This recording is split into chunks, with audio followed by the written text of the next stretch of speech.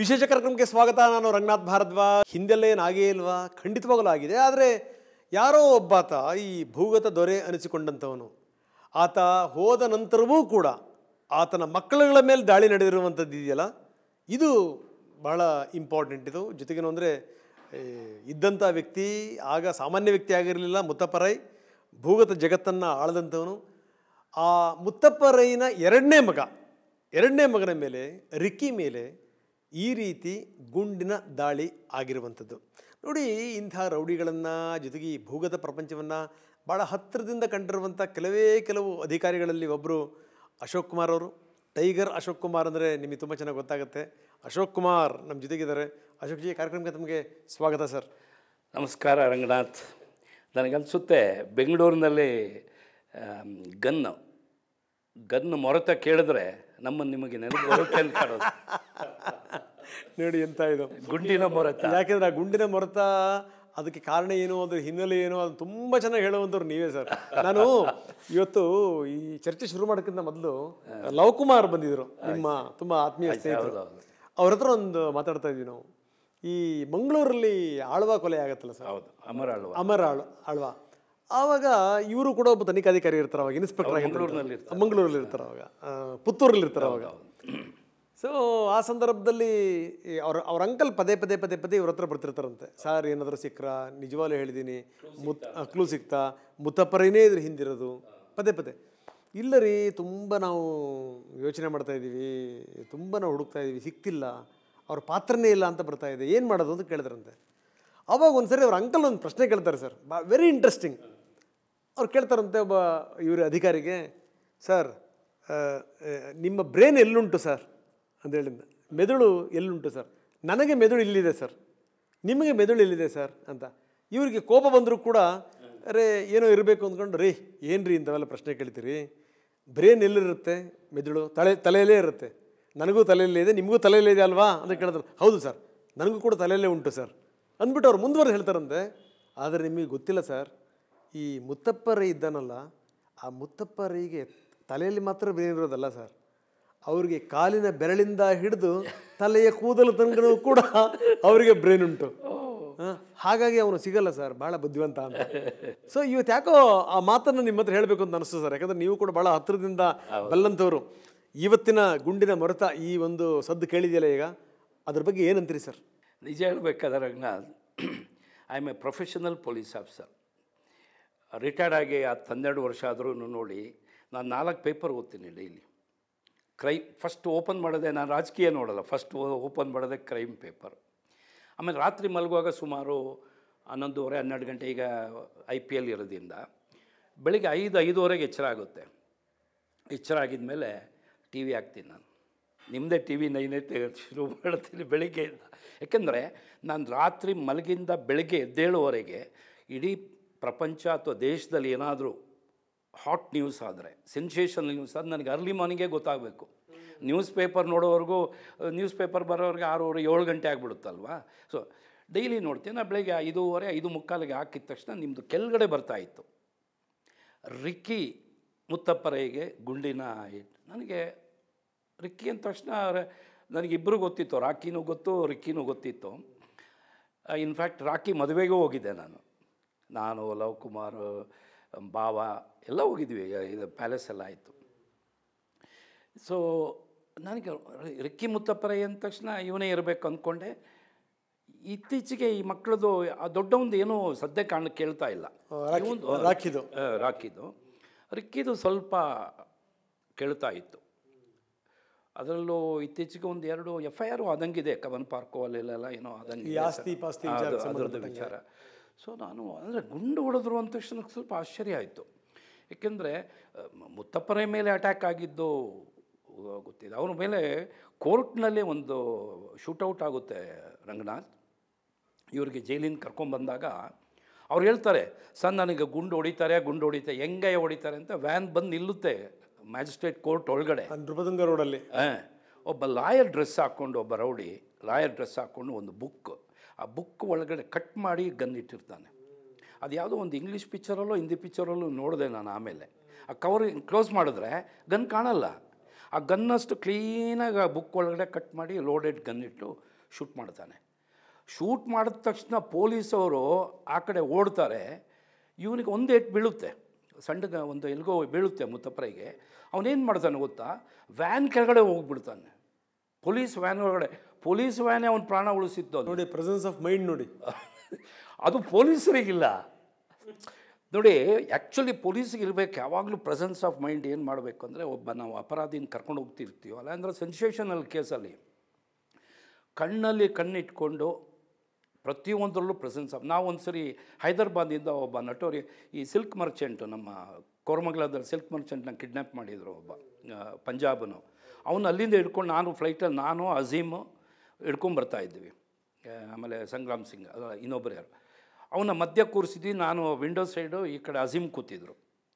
ಅವನಿಗೆ hand cough ಹಾಕೇ ಇಟ್ಟಿದ್ವಿ. ಅದ್ರ ಮೇಲೆ ಅವನೇ ಹೇಳ್ದ, ಒಂದು ಟವಲ್ ಹಾಕಿ ಸರ್, ನಾನು ಭಾಳ ಸ್ವಲ್ಪ ರೆಸ್ಪೆಕ್ಟ್ ಇದೆ ನನಗೆ. ನೀವು ನಂಬಲ್ಲ, ಒಂದು ಏರ್ ಹೋಸ್ಟೆಸ್ ಬಂದು ಇವನ್ನ ನೋಡಿಬಿಟ್ಟು ವಿಶ್ ಮಾಡಿದ್ಲು ಅವನಿಗೆ. ನಮಗೆ ಆಶ್ಚರ್ಯ ಆಯ್ತು. ಅಂದರೆ ಇವನ ಸಿಸ್ಟ್ರೂ ಆ ಏರ್ ಹೋಸ್ಟೆಸ್ ಕಾಲೇಜಲ್ಲಿ ಒಟ್ಟಿಗೆ ಓದ್ತಿದ್ರಂತೆ, ಪಂಜಾಬಲ್ಲ ಇದರಲ್ಲಿ ಲೂಧಿಯಾನದಲ್ಲಿ. ಆಮೇಲೆ ಅರೆ ಓಕೆ ಅಂದರೆ ಇವನು ಸ್ವಲ್ಪ ಶಾಬಿಯಾಗಿದ್ದ. ಹ್ಯಾಂಡ್ ಕಫಿಗೆ ನಾವು ಟರ್ಕಿ ಟವಲ್ ಹಾಕ್ಬಿಟ್ಟಿದ್ವಲ್ಲ, ಇದು ಕಂಡಿಲ್ಲ. ಆಮೇಲೆ ಕೊನೆಗೆ ಬ್ರೇಕ್ಫಾಸ್ಟ್ ತಂದರು, ಫುಡ್ ಕೊಡ್ತಾರಲ್ಲ ಫ್ಲೈಟ್ ಬರುವಾಗ. ಸೊ ಅದರಲ್ಲಿ ಒಂದು ಫೋರ್ಕು ನೈಫ್ ಕೊಟ್ಟರು. ನಾನು ಅದನ್ನು ತೆಗೆದಿಟ್ಬಿಟ್ಟೆ. See that is called presence of mind. By chance ಅವನು ನೈಫ್ ತಗೊಂಡು ಚುಚ್ಕೊಂಡ್ಬಿಟ್ರೆ ಏನೆಲ್ಲ ಆಗ್ಬೋದು ಹೇಳಿ. ನಮ್ಮ ಇನ್ವೆಸ್ಟಿಗೇಷನ್ನೇ ಇನ್ನೊಂದು ಡೈರೆಕ್ಷನಲ್ಲಿ ಹೋಗ್ಬಿಡುತ್ತೆ ಅಲ್ವಾ. ಸೊ ಇಲ್ಲಿ ಹೊಡೆದ ತಕ್ಷಣ ಪೊಲೀಸ್ನವರು ಲಾಯರ್ ಡ್ರೆಸ್ನಲ್ಲಿದ್ದ ಆರೋಪಿ ಮೇಲೆ ಹಾರದು ಬಿಟ್ಬಿಟ್ಟು ಇವರು ಚಲ್ಲಾಪಿಲಿ ಮುತ್ತಪ್ಪರೈ ಬಿಟ್ಟು ಓಡಿದಾಗ ಮುತ್ತಪ್ಪರೈ ಹೋಗಿದ್ದು ಪೊಲೀಸ್ ವ್ಯಾನ್ ಕೆಳಗಡೆ. ಆಮೇಲೆ ಅವನ್ನ ಓಡಿಸ್ಕೊಂಡು ಅವನು ಹಿಡಿದ್ರು, ಲಾಯರ್ನ ಹಿಡಿದ್ರು, ಕೆಲವು ಬೇರೆ ಲಾಯರ್ಗಳೇ ಹಿಡಿದ್ರು ಈ ಆರೋಪಿನ. ಆಮೇಲೆ ಇಮಿಡಿಯೇಟ್ ಅವನ್ನ ಮಾರ್ತಾಸಿಗೆ ಶಿಫ್ಟ್ ಮಾಡಿದ್ರು ಹತ್ರದಲ್ಲೇ ಮುತ್ತಪ್ಪರೈನ. ನಾನು ಹೋಗಿದ್ದೆ ಹೋಗಿದ್ದಾಗ ಅವನು ಹೇಳಿದ, ಸರ್ ನಿಮ್ಮ ಪೊಲೀಸ್ನವರೆಲ್ಲ ಓಡೋದ್ರು ಸರ್, ನಾನು ವ್ಯಾನ್ ಕೆಳಗಡೆ ಹೋಗಿ ಉಳಿಸ್ಕೊಂಡೆ, ನಿಮ್ಮ ಪೊಲೀಸ್ ವ್ಯಾನೇ ನನ್ನನ್ನು ಕಾಪಾಡಿದ್ದು ಅಂತ ನೋಡಿ. ಹೀಗೆ. ಸೊ ಬೆಳಿಗ್ಗೆ ನಾನು ಟಿ ವಿ ನೋಡಿದ ತಕ್ಷಣ ನಾನು ಅಂದ್ಕೊಂಡೆ, ಓ ಗುಂಡಿನ ಮೊರತ ಟಿ ವಿನ ಏನೋ ಬೇರೆ ಟಿ ವಿ ನಮಗೆ ಬರೋಕ್ಕೆ. ಆಗ ಗುಂಡಿನ ಮರತ ಬಂದ ತಕ್ಷಣ ನಿಮ್ಮದು ಫೋನಿನ ರಿಂಗಿನ ಮರತ ಪತ್ರಕರ್ತರದು. It is part and parcel of life Ranganath. I take it as a passion. ನಿಜ ಸರ್. ಇದು ನೀವು ಕಂಡಂಗೆ ಮುತ್ತಪ್ಪರೈ ಯಾವಾಗ ನೀವು ನೋಡಿದ್ದು, ಹೆಂಗೆ ಸರ್ ಮನುಷ್ಯ ಹೆಂಗೆ? ಸಿ, ಮುತ್ತಪ್ಪರೈ ಅನ್ನೋ ಹೆಸರೇ ಇರಲಿಲ್ಲ ಬೆಂಗಳೂರಿನಲ್ಲಿ. ನಾವು 77ನೇ ಇಸ್ವಿಗೆ ಸಬ್ ಇನ್ಸ್ಪೆಕ್ಟರ್ ಆಗಿದೆ, 78ಗೆ ಸಿಟಿಗೆ ಬಂದ್ವಿ. ಬರೋಕ್ಕಿಂತ ಮೊದಲೇ ಜಯರಾಜ್ದ ಹೆಸರು, ಕೊತ್ವಾಲ್ರ ಹೆಸರು ಓಡ್ತಾ ಇತ್ತು ಬೆಂಗಳೂರಿನಲ್ಲಿ. ಬಟ್ ನಾವು ಬಂದ ಮೇಲೆ ವಿಪರೀತ ಒಂದು ಮಟ್ಟಕ್ಕೆ ಹೋಯಿತು. ಯಾಕೆಂದರೆ ಅವರಿಗೆ ರಾಜಕೀಯದ ಒಂದು ಇದ್ದಿದ್ದರಿಂದ, ಅಟ್ಯಾಚ್ಮೆಂಟ್ ಇದ್ದಿದ್ದರಿಂದ ಕೆಲವು ಪೊಲೀಸ್ ಅಧಿಕಾರಿಗಳು ಎದುರೋರು, ಅವ್ರನ್ನ ಕೈ ಹಾಕೋದು ಹಿಡಿಯೋದಕ್ಕೆ ಎದುರೋರು. ಅವನದು ಆ ಥರ ಇದಿತ್ತು. ನಾವುಗಳು ಆವಾಗ ಹೊಸದಾಗಿ ಇಲಾಖೆಗೆ ಬಂದವರಲ್ಲ, ನಮ್ಮದೇ ಒಂದು ಗ್ರೂಪು ಇವನ್ನೇನಾದ್ರು ಮಾಡಬೇಕು, ಹಿಡಿಬೇಕು, ಹೊಡಿಬೇಕು ಅನ್ನೋ ಒಂದು ಇದರಲ್ಲಿ ಯೋಚನೆಯಲ್ಲಿ ಇದ್ವಿ. ಅಲ್ಲಿಂದ ಮುತ್ತಪ್ಪರ ಇದೇನಾಯಿತು, ಈ ಅಮರಾಳವಾದ ಇನ್ಸಿಡೆಂಟ್ ಆಯಿತು. ಹೌದು ಅಮರಾಳವಾದ ಇನ್ಸಿಡೆಂಟ್ ಆಯಿತು. ಆಮೇಲೆ ನಿಮಗೆ ಹೇಳೋಕ್ಕೆ ಈ RC ಕಾಲೇಜ್ ಇದೆಯಲ್ಲ ನಮ್ಮ ಇದ್ರ ಹತ್ರ, ಇನ್ನು ಚಾಲುಕ್ಯ RC ಕಾಲೇಜ್ ಭಾಳ, ಅದರಲ್ಲೂ ಭಾಳ ಜನ ಇದಾಗಿದ್ದಾರೆ. ಓಮ್ ಪಿಕ್ಚರು ಅದೇ ಸ್ಟೋರಿ. ಅದು ಒಬ್ಬಂದು ಓಮ್ ಪಿಕ್ಚರ್ ಸಿನಿಮಾ ಇದೆಯಲ್ಲ, ಅಲ್ಲಿ ಒಂದು ಸ್ಟೂಡೆಂಟು, ಅವನು ಮ್ಯಾಂಗ್ಳೂರಿಂದ ಬಂದು ಭಾಳ ಪ್ರತಿಭಾವಂತ. ಅವನ ರೋಲೇ ನಮ್ಮ ಶಿವಣ್ಣ ಮಾಡಿರೋದು. ಅವನನ್ನು ಹೊಡೆದಾಕ್ಬಿಡ್ತಾರೆ. ಅವನನ್ನು ಎಲ್ಲಿ ಹೊಡಿತಾರೆ ಅಂದರೆ ಕುರುಬರು ಸರ್ಕಲ್ ಅಂತ ಒಂದು ಸರ್ಕಲ್ ಇದೆ ನಮ್ಮ ಗಾಂಧಿನಗರದ, ಅಲ್ಲಿ ಹೊಡೆದಾಕ್ಬಿಟ್ರು ಅವನು. ಆಗ ಕೆಲವರು ರಾಜಕೀಯಕ್ಕೆ ಹೋದರು. ಅದರಲ್ಲಿ ಯಾರ್ಯಾರಿದ್ರು ಅನ್ನೋ ನಿಮ್ಗೆ ಗೊತ್ತಿದೆ. ಇವತ್ತು ವೆರಿ ಪವರ್ಫುಲ್ ಇವರು ಆಗಿದ್ದಾರೆ RC ಕಾಲೇಜು ಇವರು, ಭಾಳ ಇದರಲ್ಲಿ ಹೋಗಿದೆ. ಅದರಲ್ಲಿ ಆವಾಗ ಅದು ಏನು ಜೊತೆಗೆ ಇದು ಹತ್ರ ಇತ್ತಲ್ಲ, ನಮ್ಮ LH ಹತ್ರ ಇತ್ತಲ್ಲ, LH ಕನೆಕ್ಷನ್ ಆಗಿ ಕೆಲವರೆಲ್ಲ ರಾಜಕೀಯಕ್ಕೆ ಹೋದರು ಅದರಲ್ಲಿ. ಸೊ ಹಾಗೆ ಮುತ್ತಪ್ಪರ ಇದೇನಾಯಿತು, ಹೆಸರುಗಳು ಬರ್ತಾಯಿತ್ತು. ಹೆಸರು ಬಂದಂಗೆ ಆವಾಗ ಪೊಲೀಸ್ ಆಫೀಸರ್ಸ್ಗಳು ಕೆಲವರು ಏನು ಮಾಡಿದ್ರು, ಕೆಲವರು ಸ್ವಲ್ಪ ಹೈ ಹ್ಯಾಂಡೆಡ್ನೆಸ್ ಆಗಿ ಹೋಗಿದ್ದಾರೆ ಇವ್ರ ಮೇಲೇನು. ಅದರಲ್ಲಿ ಒಂದು ನನಗೆ ಯೋಚನೆ ಬರುತ್ತೆ. ನಾನು ಕಬ್ಬನ್ ಪಾರ್ಕ್ ಸಬ್ ಇನ್ಸ್ಪೆಕ್ಟರ್ ಇದ್ದೆ. ಆಗ ಇವನು ಒಂದು ಶಕ್ಲೇಶ್ಪುರದಲ್ಲಿ ಒಂದು ಎಸ್ಟೇಟ್ ಸೇಲ್ ಆಗುತ್ತೆ ಮಂಗಳೂರಿನವ್ರದ್ದು. ಅದೇನಾಗುತ್ತೆ, ಕೆಲವರು ಅಡ್ವಾನ್ಸ್ ಕೊಟ್ಟು ಆ ಫುಲ್ ಎಸ್ಟೇಟ್ನ ತೊಗೊಳ್ಳಲ್ಲ. ತೊಗೊಳಕ್ಕಾಗಲ್ಲ, ಬಾಕಿ ದುಡ್ಡು ಕೊಟ್ಟಿರಲ್ಲ. ಸೊ ಇನ್ನೊಬ್ಬರು ಬಂದು ಜಾಸ್ತಿ ದುಡ್ಡು ತೊಗೊಂಡಾಗ ಈ ಮಂಗಳೂರಿನವನು ಹೇಳ್ತಾನೆ, ನನ್ನ ಅಡ್ವಾನ್ಸ್ ನಾನು ಕೊಟ್ಟಿದ್ದೀನಪ್ಪ, ನೀನು ಅವ್ರಿಗೆ ಹೆಂಗೆ ಮಾರ್ತೀಯ ಅಂತ ಜಗಳ ಹತ್ಕೊಳ್ಳೋದು. Okay okay. ಜಗಳ ಹತ್ಕೊಂಡಾಗ ಮಂಗಳೂರಿನವನ್ನ ಓಡಿಸ್ಬಿಡ್ತಾರೆ ಅವರು. ಅವನು ಬಂದು ಮುತ್ತಪ್ಪರನ್ನು ಹಿಡ್ಕೊಳ್ತಾರೆ. ಸಾಲ್ವ್ ಮಾಡ್ಕೊಡಪ್ಪ ಇಂಥ ಇದು ಇರುತ್ತೆ, ಅಗ್ರಿಮೆಂಟ್ ಇರುತ್ತೆ, ಕಾಪಿ ಮತ್ತು ಡಾಕ್ಯುಮೆಂಟ್ಸ್ ಇರುತ್ತೆ. ಈ ಡಾಕ್ಯುಮೆಂಟ್ಸು ಅಗ್ರಿಮೆಂಟ್ ಎಲ್ಲ ತಗೊಂಡು MG ರೋಡು ಮತ್ತು ಬ್ರಿಗೇಡ್ ರೋಡ್ ಜಂಕ್ಷನ್ನಲ್ಲಿ ಒಂದು ಬೃಂದಾವನ್ ಅಂತ ಒಂದು ಹೋಟೆಲ್ ಇದೆ. ಇವತ್ತು ಅದನ್ನು ಡೆಮಾಲಿಷ್ ಮಾಡಿ ಒಂದು ದೊಡ್ಡ ಇದು ಬರ್ತಾ ಇದೆ ಅಂತ ಕಾಣುತ್ತೆ. ಭಾಳ ಫೇಮಸ್ ಹೋಟೆಲ್ ಅದು. ಸುಮಾರು ಒಂದು 50-60 ರೂಮ್ಸ್ ಇತ್ತು ಅದು. ಬೃಂದಾವನ್ ಅಂತ ಹೇಳಿದ್ರೆ ಸ್ವಲ್ಪ ಒಳಗಡೆ ಹೋಗ್ಬೇಕು. ಅಲ್ಲೂ ಒಂದು ರೂಮ್ನಲ್ಲಿ ಇವರೆಲ್ಲ ಕೂತ್ಕೊಂಡು ಡೀಲ್ ಮಾಡ್ತಾ ಇರ್ತಾರೆ. ಅವರು ಬಂದು ಮಂಗಳೂರಿನವ್ರು ಬಂದು ಇವನಿಗೆ ಆಫರ್ ಕೊಡ್ತಾರೆ, ನನಗೆ ಇದು ಮಾಡಿಸ್ಕೊಟ್ರೆ ನಿನಗೆ ಇಷ್ಟು ದುಡ್ಡು ಕೊಡ್ತೀನಿ ಅಂತ. ಅಷ್ಟೊತ್ತಿಗೆ ಇವರು ಬ್ಯಾಂಕ್ನಿಂದ ಹೊರಗಡೆ ಬಂದು ಒಂದು ಸ್ವಲ್ಪ ರೌಡಿಸಮ್ ಟೈಪಿಗೆ, ಅಂದರೆ ಈ ಲ್ಯಾಂಡ್ ಡೀಲಿಂಗ್ಸ್ನಲ್ಲಿ ಇರುತ್ತೆ ಇವ್ರದ್ದೆಲ್ಲ. ಸೊ ಅಲ್ಲಿ ಏನು ಮಾಡ್ತಾರೆ, ನಮ್ಮ ಪೊಲೀಸ್ ಆಫೀಸರ್ಸು ರೈಡ್ ಮಾಡಿ ಅವನ್ನ ಹಿಡಿದು ಅದೇನಾಗುತ್ತೆ, ಆ ಪಾಪ ಡೀಲಿಂಗು ಒಂದು ಸೈಡ್ ಹೋಗ್ಬಿಡುತ್ತೆ, ಇವ್ರನ್ನೆಲ್ಲ ಹಿಡಿದು ಕೇಸ್ ಹಾಕ್ಬಿಟ್ಟು ಇದು ಮಾಡ್ತಾರೆ, ಅರೆಸ್ಟ್ ಮಾಡಿ ವೆಪನ್ ಎಲ್ಲ ಸಿಕ್ಬಿಡುತ್ತೆ ಜೊತೆಲಿ. ರೌಡಿ ಶೀಟರ್ಗಳಾಗ್ಬಿಡ್ತಾರಣ್ಣ. ಇಲ್ಲ, ಆಗ ರೌಡಿ ಶೀಟೇ ಇರಲಿಲ್ಲ ಮುತ್ತಪ್ಪರೈಗೆ. ನೋಡಿ, ನಾನು ಒಂದು ಕತೆ ಹೇಳ್ತೀನಿ, ನೀವು ಆಶ್ಚರ್ಯ ಪಡ್ಬೋದು. ಇವನ ಮನೆ ಇದ್ದಿದ್ದು ಇಂದಿರಾನಗರದಲ್ಲಿ ಅಪಾರ್ಟ್ಮೆಂಟಲ್ಲಿ ಇತ್ತು. ಇವನ ಹೆಂಡತಿ ಕೊಡಗಿನವಳು ರೇಖಾ ಅಂತ. ಅಲ್ಲಿದ್ದರು ಈ ಮಕ್ಕಳು ಚಿಕ್ಕವರು. ಅಲ್ಲಿ ಒಬ್ಬರು ಇನ್ಸ್ಪೆಕ್ಟ್ರಿಗೆ ಈ DCP ಹೇಳ್ತಾರೆ, ನೀನು ರೌಡಿ ಶೀಟ್ ಓಪನ್ ಮಾಡು ಅಂತ. ಅವನು ಓಪನ್ ಮಾಡಲ್ಲ. ನನ್ನ ಪ್ರಕಾರ ಬೈದಿಂದನೇ ಓಪನ್ ಮಾಡಲ್ಲ ನೋಡಿ. ಆಮೇಲೆ ಏನು ಮಾಡ್ತೀವಿ, ಇಲ್ಲಿ ಒಂದು ಇದು ಬೇಕಲ್ಲ, ಈಗ ರೌಡಿ ಶೀಟ್ ಓಪನ್ ಮಾಡಬೇಕಾದ್ರೆ ಒಂದು ಬೇಸ್ ಬೇಕಲ್ಲ, ಅವನ ಒಂದು ವಿಳಾಸ ಬೇಕು. ವಿಳಾಸಕ್ಕೆ ಸಂಬಂಧಪಟ್ಟ ಪೊಲೀಸ್ ಸ್ಟೇಷನಲ್ಲೇ ಓಪನ್ ಮಾಡಬೇಕು. ಓಕೆ. ಆಗ ಇವನು ಒಂದು ಆಫೀಸ್ ಮಾಡ್ಕೊಂಡು ಎಲ್ಲಿದ್ದ ಅಂದರೆ, ಬ್ರಿಗೇಡ್ ರೋಡಿಂದ ಒಂದು ಪಾರ್ಕ್ ಇದೆ. ಇದು ಎಂಥ ಪಾರ್ಕ್ ಅದು, ಇದರಿಂದ ಸೆಂಟ್ ಜೋಸೆಫ್ ಕಾಲೇಜ್ಗೆ ಒಳಗಡೆಯಿಂದ ಒಂದು ರೋಡ್ ಬಂದು ಬ್ರಿಗೇಡ್ ರೋಡ್ಗೆ ಸೇರುತ್ತೆ. That is called rest house park road ಅಂತ. ಅಲ್ಲೊಂದು ಪಾರ್ಕ್ ಇದೆ, that is called rest house park road ಅಂತ. ಆ ರೋಡಲ್ಲಿ ಒಂದು ಆಫೀಸ್ ಇತ್ತು ಮಾಡಿ ಮೇಲೆ, ಮುತ್ತಪ್ಪರೈ. ಆಗ ನಮ್ಮ ರಾಮಮೂರ್ತಿ ಅವರು DCP ವೆಸ್ಟ್, ಕೆಂಪಯ್ಯನವರು DCP ಈಸ್ಟ್, ಇಬ್ಬರು ನನಗೆ ಹೇಳ್ತಾರೆ, ಅಶೋಕ್ ನೀನು ಹೋಗಿ ಆ ಆಫೀಸ್ನ ರೈಡ್ ಮಾಡು, ಆ ಅಡ್ರೆಸ್ಸಿಂದನೇ ರೌಡಿ ಶೀಟ್ ಓಪನ್ ಮಾಡಬೇಕಾಗುತ್ತೆ ಅಂತ. ಸೊ ನಾನು ಹೋದಾಗ ಆಫೀಸ್ನಲ್ಲಿ ಸಡನ್ನಾಗಿ ನಾವು ನುಗ್ಗಿ ಫಸ್ಟ್ ಫ್ಲೋರು ಸೆಕೆಂಡ್ ಫ್ಲೋರಲ್ಲಿ ಇತ್ತು. ಆಮೇಲೆ ಎಲ್ಲ ಆಫೀಸೆಲ್ಲ ನಾವು ಸರ್ಚ್ ಮಾಡಿದ್ರೆ ಒಂದು ಸಣ್ಣ ಚಾಕು ಸಿಗಲಿಲ್ಲ ರಂಗನಾಥ್ ನಮಗೆ ಅಲ್ಲಿ, ಗನ್ ಬಿಡಿ. ಅವನು ನನ್ನನ್ನು ಗೊತ್ತಿತ್ತು ಅವನಿಗೆ, ನನಗೆ ಪರಿಚಯ ಇತ್ತು ಅವನ್ನ. ಏನು ಸರ್, ಏನು ಹುಡುಕ್ತಾ ಇದ್ದಾರೆ ಬಟ್ ಅವನು ಲ್ಯಾಂಡ್ದು ಕೆಲವು ಪೇಪರ್ಸ್ನ ಡೀಲ್ ಮಾಡ್ಕೊಂಡು ಕೂತಿದ್ರು. ಅವ್ರ ಮುಂದೆ ಯಾರು ಕೂತಿದ್ರು ಅಂದರೆ, ನಮ್ಮ ಮೊನ್ನೆ ದರ್ಶನ್ ಕೇಸ್ನಲ್ಲಿ ಇದಿದೆಯಲ್ಲ, ಏನೋ ಆ ಜಾಗದಲ್ಲಿ ಇನ್ಸಿಡೆಂಟ್ ಆಯ್ತಲ್ಲ, ನಮ್ಮ ಶೆಡ್ಡಿನ ಮಾಲೀಕರು. ಓಕೆ. ಪಟ್ಟಣಗಿರಿ ಜಯಣ್ಣ ಅವರು ನನಗೆ ಪರಿಚಯನೇ. Is also good man.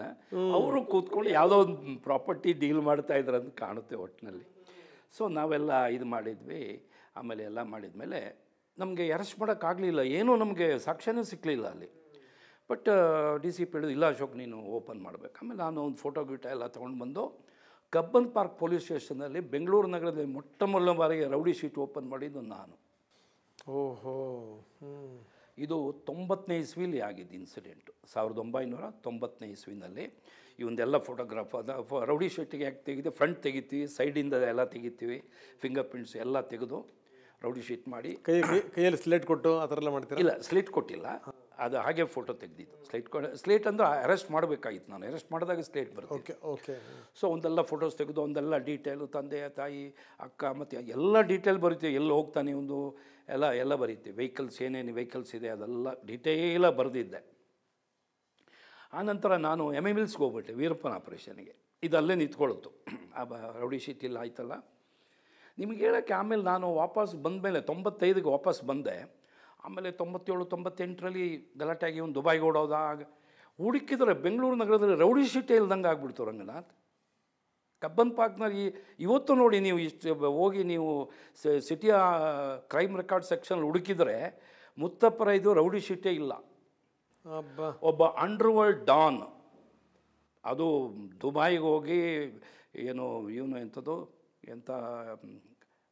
ಇವನು ನಮ್ಮ ಪಾಕಿಸ್ತಾನದವನು ದಾವೂದ್ ಇಬ್ರಾಹಿಂ ಕನೆಕ್ಷನ್ ಇರೋವಂಥ ಒಬ್ಬ ರೌಡಿದು ರೌಡಿ ಶೀಟೇ ಇಲ್ಲದೆ ಇರೋದಂದ್ರೆ ಇವನೊಬ್ಬನೇ ನೋಡಿ ಎಕ್ಸಾಂಪಲ್ ನಾನು ಹೇಳ್ತೀನಿ. ನೋಡಿ ಇವತ್ತು ನೋಡಿ ಬೇಕಾದ್ರೆ ನನಗೆ ಗೊತ್ತಿದೆ ರೌಡಿ ಶೀಟ್ ಇಲ್ಲ ಅಂದರೆ ಇದರ ಹಿಂದೆ ಈತನ ಬುದ್ಧಿವಂತಿಕೆ, ಇದರಲ್ಲಿ ಯಾರ್ಯಾರು ಕೈವಾಡ ಇದೆಯೋ ಏನೋ ಅಂತ ನನಗೂ ಗೊತ್ತಾಗಲ್ಲ. ಅಲ್ಲ, ಕೈವಾಡದ ಜೊತೆಗೆ ಈ ಮನುಷ್ಯನ ಬುದ್ಧಿವಂತಿಕೆ ಎಷ್ಟು ಬುದ್ಧಿವಂತಿಕೆ ನೋಡಿ.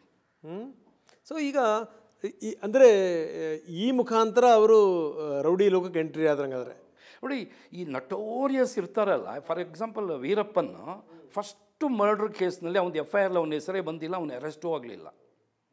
ಅದಕ್ಕೊಂದು ರಾಜಕೀಯ ಅಲ್ಲೊಬ್ಬರು MLAನೇ ಕಾರಣ ಅದು. ಆಗ ಅವನಿಗೆ ಅರ್ಥ ಆಯಿತು. ನಾನು ಅದಕ್ಕೆ ಹೇಳಿದ್ದು, ರೌಡಿಗಳು ಒಳ್ಳೆಯವರಾಗಬೇಕಂದ್ರೆ ಶೆಲ್ಟರ್ ಝೋನ್ ಅಂದರೆ ಪಾಲಿಟಿಕ್ಸ್. ತುಂಬ ರೌಡಿಗಳಿಗೆ ಒಂದು ಸಂದೇಶ ಕೊಟ್ಬಿಟ್ರೆ ನೀವು. ನಾನು ಒಬ್ಬ ನಟೋರಿಯಸ್ ರೌಡಿ, ನನ್ನ ಹತ್ರ ಕೈ ಕಟ್ಕೊಂಡು ಬಂದು ನಿಂತ. ಅವರು ಹೆಸರು ಹೇಳೋಕ್ಕೆ ಇಷ್ಟಪಡಲ್ಲ, ಬಟ್ ಅವರು ಓಪನ್ ಆಗಿ ಹೇಳಿದ್ದಾರೆ ಸ್ಟೇಜಲ್ಲಿ. ಒಂದು ಸಿನಿಮಾ ಒಂದು ಮಾಡಿದ್ರು ಅವರು. ಅವರಾಗೆ ಹೇಳ್ಬಿಟ್ಟು ನಾನು ಇವತ್ತು ಒಳ್ಳೆಯವನಾಗಿರೋದು ಅಶೋಕ್ ಕುಮಾರ್ ಅವರಿಂದ. ಅವ್ರಿಗೆ ಹೋಗಿ ನಾನು ಕೇಳಿದೆ ಚಿಕ್ಕಪೇಟೆ ಪೊಲೀಸ್ ಸ್ಟೇಷನಲ್ಲಿ, ಸರ್ ನನ್ನ ಮೇಲೆ ಸುಳ್ಳು ಕೇಸ್ ಹಾಕ್ತಿದ್ದಾರೆ, ರೌಡಿಗಳು ಅಟ್ಯಾಕ್ ಮಾಡ್ತಿದ್ದು, ನನಗೆ ಒಳ್ಳೆಯವನಾಗಬೇಕು ಸರ್, ಏನು ಸರ್ ಮಾಡಲಿ ಅಂತ. ಆಗ ನಾನು ಹೇಳಿದೆ ಅವನಿಗೆ, ನೋಡಪ್ಪ ನೀನು ರಾಜಕೀಯ ಸೇರು ಅಂತ. ಅವನು ರಾಜಕೀಯಕ್ಕೆ ಹೋಗಿ ಇವತ್ತು ಒಂದು ಇದರಲ್ಲಿ ಎಲ್ಲೂ ಒಂದು ಇದಿಲ್ಲ. ಈಗ ಆ ಮನುಷ್ಯನೇ ಹೇಳಿರೋದ್ರಿಂದ ನಾವು ಕೂಡ ಹೇಳ್ಬೋದು ಕೃಷ್ಣಪ್ಪ ಜೈಲರಲ್ಲಿ ಕೃಷ್ಣಪ್ಪನೇ. ಈಗ ನಾನು ಕೇಳುವಂಥದ್ದು ಅಂದರೆ ಈ ಸಂದರ್ಭಗಳು ಈತನನ್ನು ಇನ್ನಷ್ಟು ರೌಡಿಸಮ್ ಕಡೆಗೆ, ಇನ್ನಷ್ಟು ಅಂಡರ್ವರ್ಲ್ಡ್ ಕಡೆ ತಳ್ಳಿದ್ವು ಅಂತ ಗೊತ್ತಿದ್ದಂಗೆ ರಂಗನಾಥ್, ನನಗೆ ನಾನು MMLSಲ್ಲಿ ಇದ್ದಾಗ ಕೆಲವು ಅಧಿಕಾರಿಗಳು ಭಾಳ ನನಗೆ ಹತ್ರದಲ್ಲಿ ಹೇಳಿದರು, ಇವ್ರ ಮೇಲೆ ಒಂದು ಈ ಗಲಾಟೆಗಳಾಗ್ತಿತ್ತು, ಕೇಸ್ ಆಗ್ತಿತ್ತು, ರೌಡಿ ಇದೆಲ್ಲ ನಡೀತಾ ಇತ್ತು. ಇವರು ವೆಂಟ್ ಇಂಟು ರಿಯಲ್ ಎಸ್ಟೇಟ್, ಮೇಯ್ನಾಗಿ ಈ ಡಿಸ್ಪ್ಯೂಟೆಡ್ ಲ್ಯಾಂಡ್ಗಳ ಬಗ್ಗೆ ಕೈ ಹಾಕ್ಕೊಂಡು ಇದು ಮಾಡಿ. ಆಗಲೇ ರೌಡೀಸು ನೋಡಿ, ಫಸ್ಟು ಕೊತ್ವಾಲ ಜಯರಾಜ್ ಅವರೆಲ್ಲ ಇದ್ದಾಗ ಪ್ರಾಸ್ಟಿಟ್ಯೂಷನಿಂದ, ಆಮೇಲೆ ಇಸ್ಪೇಟ್ ಕ್ಲಬ್ಸಿಂದ ಇವರೆಲ್ಲ ಮಾಮೂಲು ತೊಗೊಳ್ತಾ ಇದ್ದಿದ್ದು. ಆಮೇಲೆ ಆಯಿಲ್ ಬಂತು, ಆಯಿಲ್ ದಂಧೆ ಸ್ಟಾರ್ಟ್ ಆಯಿತು. ಇದೆಲ್ಲ ಸ್ವಲ್ಪ ಸಣ್ಣ ಸಾವಿರಗಳು ಇದರಲ್ಲಿದ್ದರು.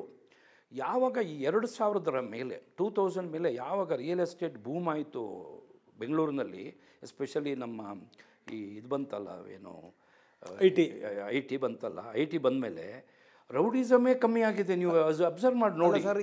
ಈ ಥರ ಆದಾಗ ಇನ್ನೂ ಜಾಸ್ತಿ ಆಗಬೇಕಾಗಿತ್ತಲ್ಲ ಲೆಕ್ಕದಲ್ಲಿ. ಇಲ್ಲ, ಏನಾಯಿತು, ಇವರು ಭಾಳಷ್ಟು ಬೆಂಗಳೂರಿನಲ್ಲಿ ಇದಕ್ಕೆ ಕೈ ಹಾಕ್ಬಿಟ್ರು, ಇವರು ಡಿಸ್ಪ್ಯೂಟೆಡ್ ಲ್ಯಾಂಡ್ಗಳಿಗೆ. ಆವಾಗ ದುಡ್ಡು ಬರೋಕ್ಕೆ ಶುರು ಆಯಿತು. ಆಮೇಲೆ ಒಬ್ಬ ರೌಡಿನೇ ಬಂದು ಕೂತ್ಕೊಂಡ್ಬಿಟ್ರೆ, ಅವನು ಇಬ್ರಿಗೂ ಸ್ವಲ್ಪ ದುಡ್ಡು ಕೊಟ್ಟೆ ಓಡ್ರೆ ನಿಮಗೆ ಅಂತ ಓಡಿಸ್ಬಿಟ್ಟು ತೊಗೊಂಡ್ಬಿಟ್ರು. ನಿಮ್ಗೆ ಗೊತ್ತಾ, ನಾನು ದೇವನಹಳ್ಳಿ ACP ಇದ್ದಾಗ ಆ ಕಡೆ ಅಮೃತಹಳ್ಳಿ ಆ ಕಡೆ ಎಲ್ಲ this property belongs to MR ಅಂತ ಬೋರ್ಡ್ ಹಾಕಿರೋದು ನೋಡಿದ್ದೀನಿ ನಾನು. ಈಗಲೂ ಇರ್ಬೋದು ಅದು. ಎಷ್ಟು ಏಕರ್ಗಟ್ಟಲೆ ಜಾಗ. ಏನು MR ಅಂದರೆ ಸರ್? ಮುತ್ತಪ್ಪರೈ ಅಂತ. This property belongs to Muthappa Rai ಅಂತ. ಹಾಗೆ ಈ ರೌಡೀಸ್ಗಳು ಏನು ಮಾಡಿದ್ರು, ಭಾಳಷ್ಟು ರೌಡಿಗಳು ನನಗೆ ಹೆಸರು ಗೊತ್ತಿದೆ. ಅವರೇ ಒಂದು ಸರಿ ಸಿಕ್ಕಿ ಹೇಳಿದ್ರು, ಸರ್ ನಮಗೊಂದು 10-15 ಲಕ್ಷ 20 ಲಕ್ಷ ಬರುತ್ತೆ ಸರ್ ತಿಂಗಳಿಗೆ ಇವಾಗ ಅಂತ. ಇನ್ನು ರೌಡಿಸಮ್ ಯಾಕೆ ಮಾಡಬೇಕು ಅವರು? ಉಸಿರೇ ಇಲ್ಲದ ಅಂಡರ್ಗ್ರೌಂಡ್ಗೆ ಹೋಗ್ಬಿಟ್ರು ನೋಡಿ. ನೀವು ಈಗ 2020 ಹಿಂದಿನ ರೌಡಿಗಳು ಉಳ್ಕೊಂಡಿದ್ದವರು, ಕೈಕಾಲು ಗಟ್ಟಿಯಾಗಿ ಉಳ್ಕೊಂಡಿದ್ದವರು ಎಲ್ಲರೂ ಇವತ್ತು ಲ್ಯಾಕ್ಸ್ ಟುಗೆದರ್ ಅರ್ನ್ ಮಾಡ್ಕೊಂಡಿದ್ದಾರೆ. ಅಲ್ಲ ಸರ್, ಇವಾಗ ಇವರು ಬರೋದಕ್ಕಿಂತ ಮೊದಲು, ಮುತ್ತಪ್ಪರೈ ಎಂಟ್ರಿ ಕೊಡೋಕ್ಕಿಂತ ಮೊದಲು ಇಲ್ಲಿನ ಭೂಗತ ಜಗತ್ತು ಯಾವ ರೀತಿ ಇತ್ತು ಅಂತ? ಈ ರಿಯಲ್ ಎಸ್ಟೇಟಿಗಿಂತ ಮೊದಲು ಗ್ಯಾಂಗ್ ವಾರ್ಸೇ ಜಾಸ್ತಿ. ಅಲ್ಲ, ಮುತ್ತಪ್ಪರೈ ಬರೋದಕ್ಕಿಂತ ಮೊದಲು ಅದೇ ಇವ್ರದ್ದೇ, ಕೊತ್ವಾಲ ಜಯರಾಜ್ ಅವ್ರದ್ದೇನೆ. ಆಮೇಲೆ ಕೊತ್ವಾಲ ಸತ್ತೋದ, ಕೊತ್ವಾಲದ ಮರ್ಡರ್ ಆಯಿತು ಜಯರಾಜ್ ಕಡೆಯಿಂದ. ಆಮೇಲೆ ತುಮಕೂರು ಮತ್ತು ಬೆಂಗಳೂರು ನಡುವೆ. ಆಮೇಲೆ ಜಯರಾಜ್ ಪವರ್ಫುಲ್ ಆದ. ಅವನು ಆ್ಯಕ್ಚುಲಿ ಕನ್ವಿಕ್ಷನ್ ಆಗಿತ್ತು ಅವನಿಗೆ ಕೇಸು. ಈ ಕೋರ್ಟ್ನಲ್ಲಿ ಒಬ್ಬನ ಅಟ್ಯಾಕ್ ಮಾಡಿ ಇದು ಮಾಡಿದ್ನಲ್ಲ, ಆ ಕೇಸ್ನಲ್ಲಿ ಜಡ್ಜೇ FIR ಕೊಟ್ಟಿದ್ದು. ಮ್ಯಾಜಿಸ್ಟ್ರೇಟ್ ಕೋರ್ಟ್ನಲ್ಲಿ ಮ್ಯಾಜಿಸ್ಟ್ರೇಟ್ ಮುಂದೆನೇ ಅಟ್ಯಾಕ್ ಮಾಡ್ತಾನೆ, ಒಂದು ಶಾಲು ಹೊತ್ಕೊಂಡು ಹೋಗ್ತಾನೆ ಒಳಗಡೆ ಮಚ್ಚಿಟ್ಕೊಂಡು. ಆ ವಿಟ್ನೆಸ್ ಬಾಕ್ಸಲ್ಲಿ ಇರ್ತಾನೆ, ಗೋಪಿ ಅಂತ ಹೇಳಿ ನಿಮ್ಗೆ ಗೊತ್ತಿರಬೇಕು, ಪೈಲ್ವಾನ್, ನಮ್ಮ ಇದ್ರ ತಿಗಳರಪೇಟೆ ಗೋಪಿ. ಅವನು ಒಳ್ಳೆ ಪೈಲ್ವಾನ್. ಅವನಿಗೆ ಅಲ್ಲೇ ಮಚ್ಚಿ ತಗೊಂಡು ಹೊಡಿತಾನೆ. ಹೊಡೆದು ಭೀಕರವಾಗಿ ಮಾಡಿದಾಗ ಮ್ಯಾಜಿಸ್ಟ್ರೇಟ್ ಕಣ್ಣು ಮುಂದೆನೇ ನಡೆಯುತ್ತೆ, ಅವರೇ FIR ಕೊಡ್ತಾರೆ. ಹಲ್ಸೂರು ಗೇಟ್ನಲ್ಲಿ ಕೇಸ್ ಇಷ್ಟ ಆಗುತ್ತೆ. ಸೊ ಅವನು ಹೊರಗಡೆ ಓಡಿ ಬಂದು, ಆವಾಗ ಕೋರ್ಟು ಏನು ಆಸ್ಬೆಸ್ಟಸ್ ಶೀಟ್ ಹಾಕಿ ಕೋರ್ಟ್ ಇದ್ದಿದ್ದು. ಆವಾಗ 76ನೇ ಇಸ್ವಿ ಅಂತ ಕಾಣುತ್ತೆ. ನಾವು ಜಸ್ಟ್ ಎಂಟ್ರಿ ಆವಾಗ ಪೊಲೀಸ್ ಡಿಪಾರ್ಟ್ಮೆಂಟ್. ಸೊ ಅವನು ಆ ಕಾಂಪೌಂಡಿಂದ ಬಂದು ಅಲ್ಲಿಂದ ಹಾರ್ತಾನೆ ಕಬ್ಬನ್ ಪಾರ್ಕ್ ಒಳಗಡೆಗೆ. ಕಬ್ಬನ್ ಪಾರ್ಕಲ್ಲಿ ಅಂಬಾಸಿಡರ್ ಕಾರ್ ನಿಲ್ಲಿಸಿರ್ತಾರೆ. ಆ ಕಾರ್ ಹತ್ಕೊಂಡು ಸ್ಯಾಮ್ಸನ್ನು ಅವರೆಲ್ಲ ಹತ್ಕೊಂಡು ಎಲ್ಲಿ ಹೋಗ್ತಾರೆ ಅಂತ ತಿರುಪತಿಗೆ ಹೋಗ್ಬಿಡ್ತಾರೆ. ತಿರುಪತಿಗೆ ಹೋಗಿ ದೇವ್ರ ಪೂಜೆ ಮಾಡಿ ತಲೆಯೆಲ್ಲ ಬಳಸ್ಕೊಂಡು ಆಮೇಲೆ ಸೆಕ್ಯೂರ್ ಆಗ್ತಾರೆ ಪೊಲೀಸ್ನವರು.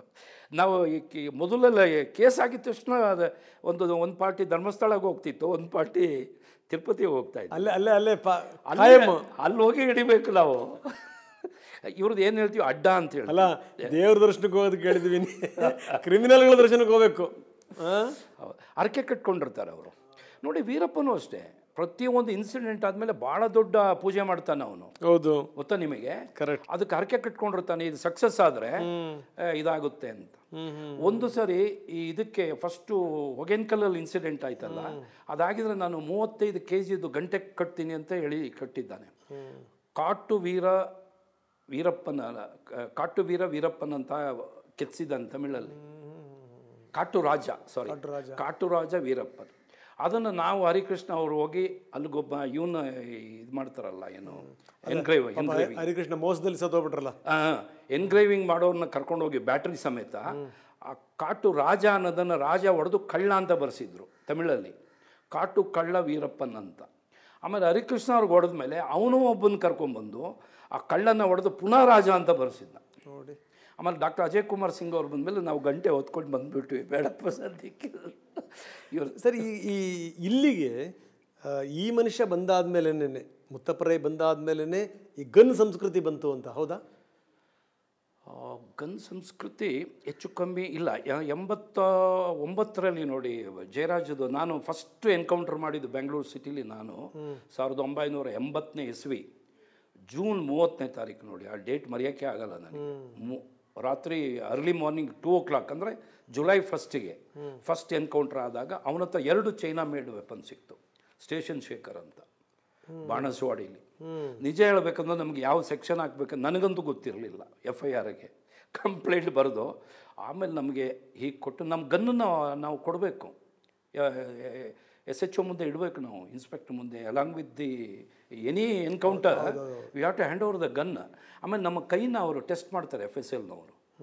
ಆಮೇಲೆ ಅವನು ಫೈರ್ ಮಾಡಿದ್ರೆ ಅವನ ಕೈನೂ ಟೆಸ್ಟ್ ಮಾಡ್ತಾರೆ, ಅವನು ಫೈರ್ ಮಾಡಿದ್ದಾನೆ ಅಂತ.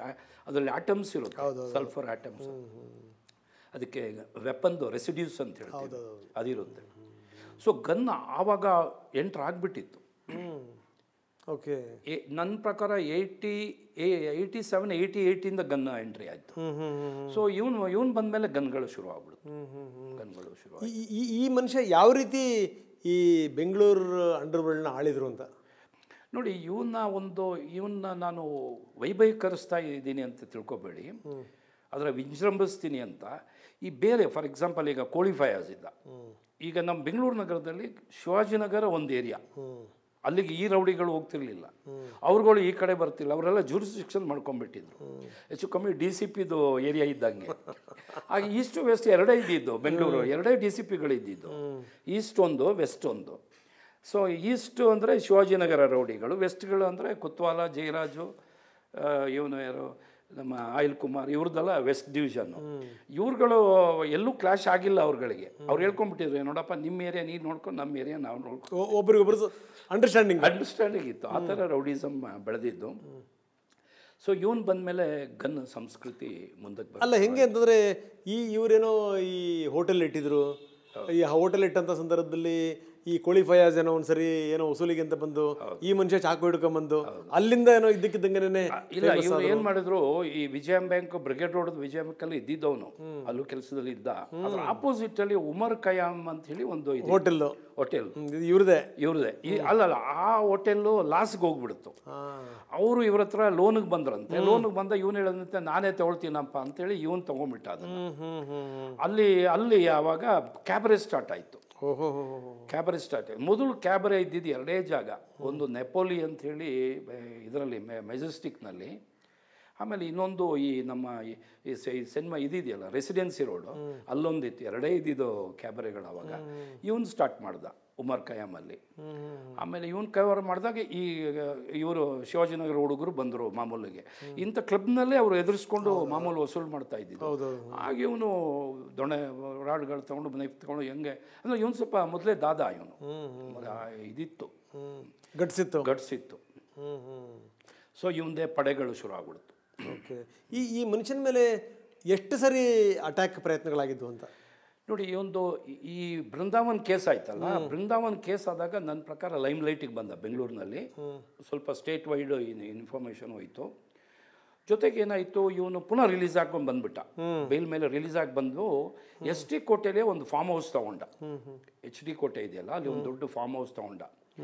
ಆಮೇಲೆ ಇಲ್ಲಿ ಪುನಃ ಅಫೆನ್ಸಸ್ಗಳು ಸ್ಟಾರ್ಟ್ ಆಯಿತು.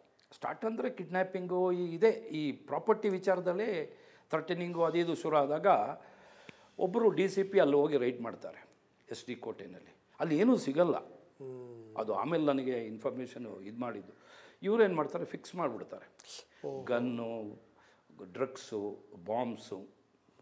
ಅದು ಅವನೇ ಒಂದು ಸರಿ ಹೇಳ್ತಾನೆ, ಸರ್ ನಾನು ಅಂಥ ಕೆಲಸಕ್ಕೆ ಹೋಗದೇ ಇದ್ದವನನ್ನು ಫಿಕ್ಸ್ ಮಾಡಿಬಿಟ್ಟು ನನ್ನ ಬೇಲೆ ಸಿಗ್ದಂಗೆ ಮಾಡಿಬಿಟ್ರು. ನೋಡಿ ಕೆಲವೊಂದು ಸರಿ ಈ ಪೊಲೀಸ್ ಅತಿರೇಕಕ್ಕೆ ಹೋಗ್ಬಿಟ್ಟು ಹೆಂಗಾಗ್ಬಿಡುತ್ತೆ. ಅದು ಏನಾಯಿತು, ಅವನೇನು ತಿಳ್ಕೊಂಡ, ಈ ರೌಡೀಸ್ ಕೆಲವ್ರು ಹಂಗೆ ಆಗುತ್ತೆ, ಕೆಲವು ಫಾಲ್ಸ್ ಕೇಸ್ ಹಾಕ್ಬಿಟ್ರೆ ಅವ್ರಿಗೆ ಅದೇ ಆಗ್ಬಿಡ್ತಾರೆ. ಅದೇ ನಾನು ಇಲ್ದಿದ್ರು ಕೇಸ್ ಹಾಕ್ತಾರಲ್ಲ ಅಂದ್ಕೊಂಡು ಇದಾಗ್ಬಿಡ್ತಾರೆ. ಅದಕ್ಕೆ ಪೊಲೀಸ್ನವ್ರು ನೋಡಿ ಭಾಳ ಮಾನವೀಯತೆಯಲ್ಲಿ ಇರಬೇಕು. ಅವನು ಏನು ತಪ್ಪು ಮಾಡಿದ್ದಾನೆ ಅಷ್ಟಕ್ಕೆ ಮಾತ್ರ ನಾವು ದಂಡಿಸಬೇಕು ಹೊರತು ನಾವು ಯಾವುದೇ ಒಂದು ಸುಳ್ಳು ಆರೋಪನ ಅವ್ರ ಮೇಲೆ ಹೊರಿಸಬಾರ್ದು. ನೋಡಿ ಭಾಳ ನೋಡಿ ಅದನ್ನು ಕಂಡಿಟ್ಕೊಳ್ತಾರೆ ಅವರು. ನೋಡಿ ಹಾಗೆ ಒಬ್ಬರು SP ಮರ್ಡರ್ ಮಾಡಿದರು, ನಿಮಗೆ ಹೇಳಕ್ಕೆ ರಿಟೈರ್ಡ್ SP ತಮ್ಮಯ್ಯ ಅಂತೇಳಿ. ರೌಡೀಸ್ಗಳು ಮರ್ಡ್ರೇ ಮಾಡಿಬಿಟ್ರು ಕೊನೆಗೆ ರಿಟೈರ್ಡ್ ಆದಮೇಲೆ. ಸೊ ಅದಕ್ಕೆ ಯಾವತ್ತೂ ಈ ಫಾಲ್ಸ್ ಕೇಸಿಂದ ಒಬ್ಬನ್ನ ಚರಿತ್ರೆ ವಧೆ ಮಾಡೋಕ್ಕೆ ಹೋಗ್ಬಾರ್ದು, ಮತ್ತು ಅವನು ತೊಂದರೆ ಮಾಡಬಾರ್ದು.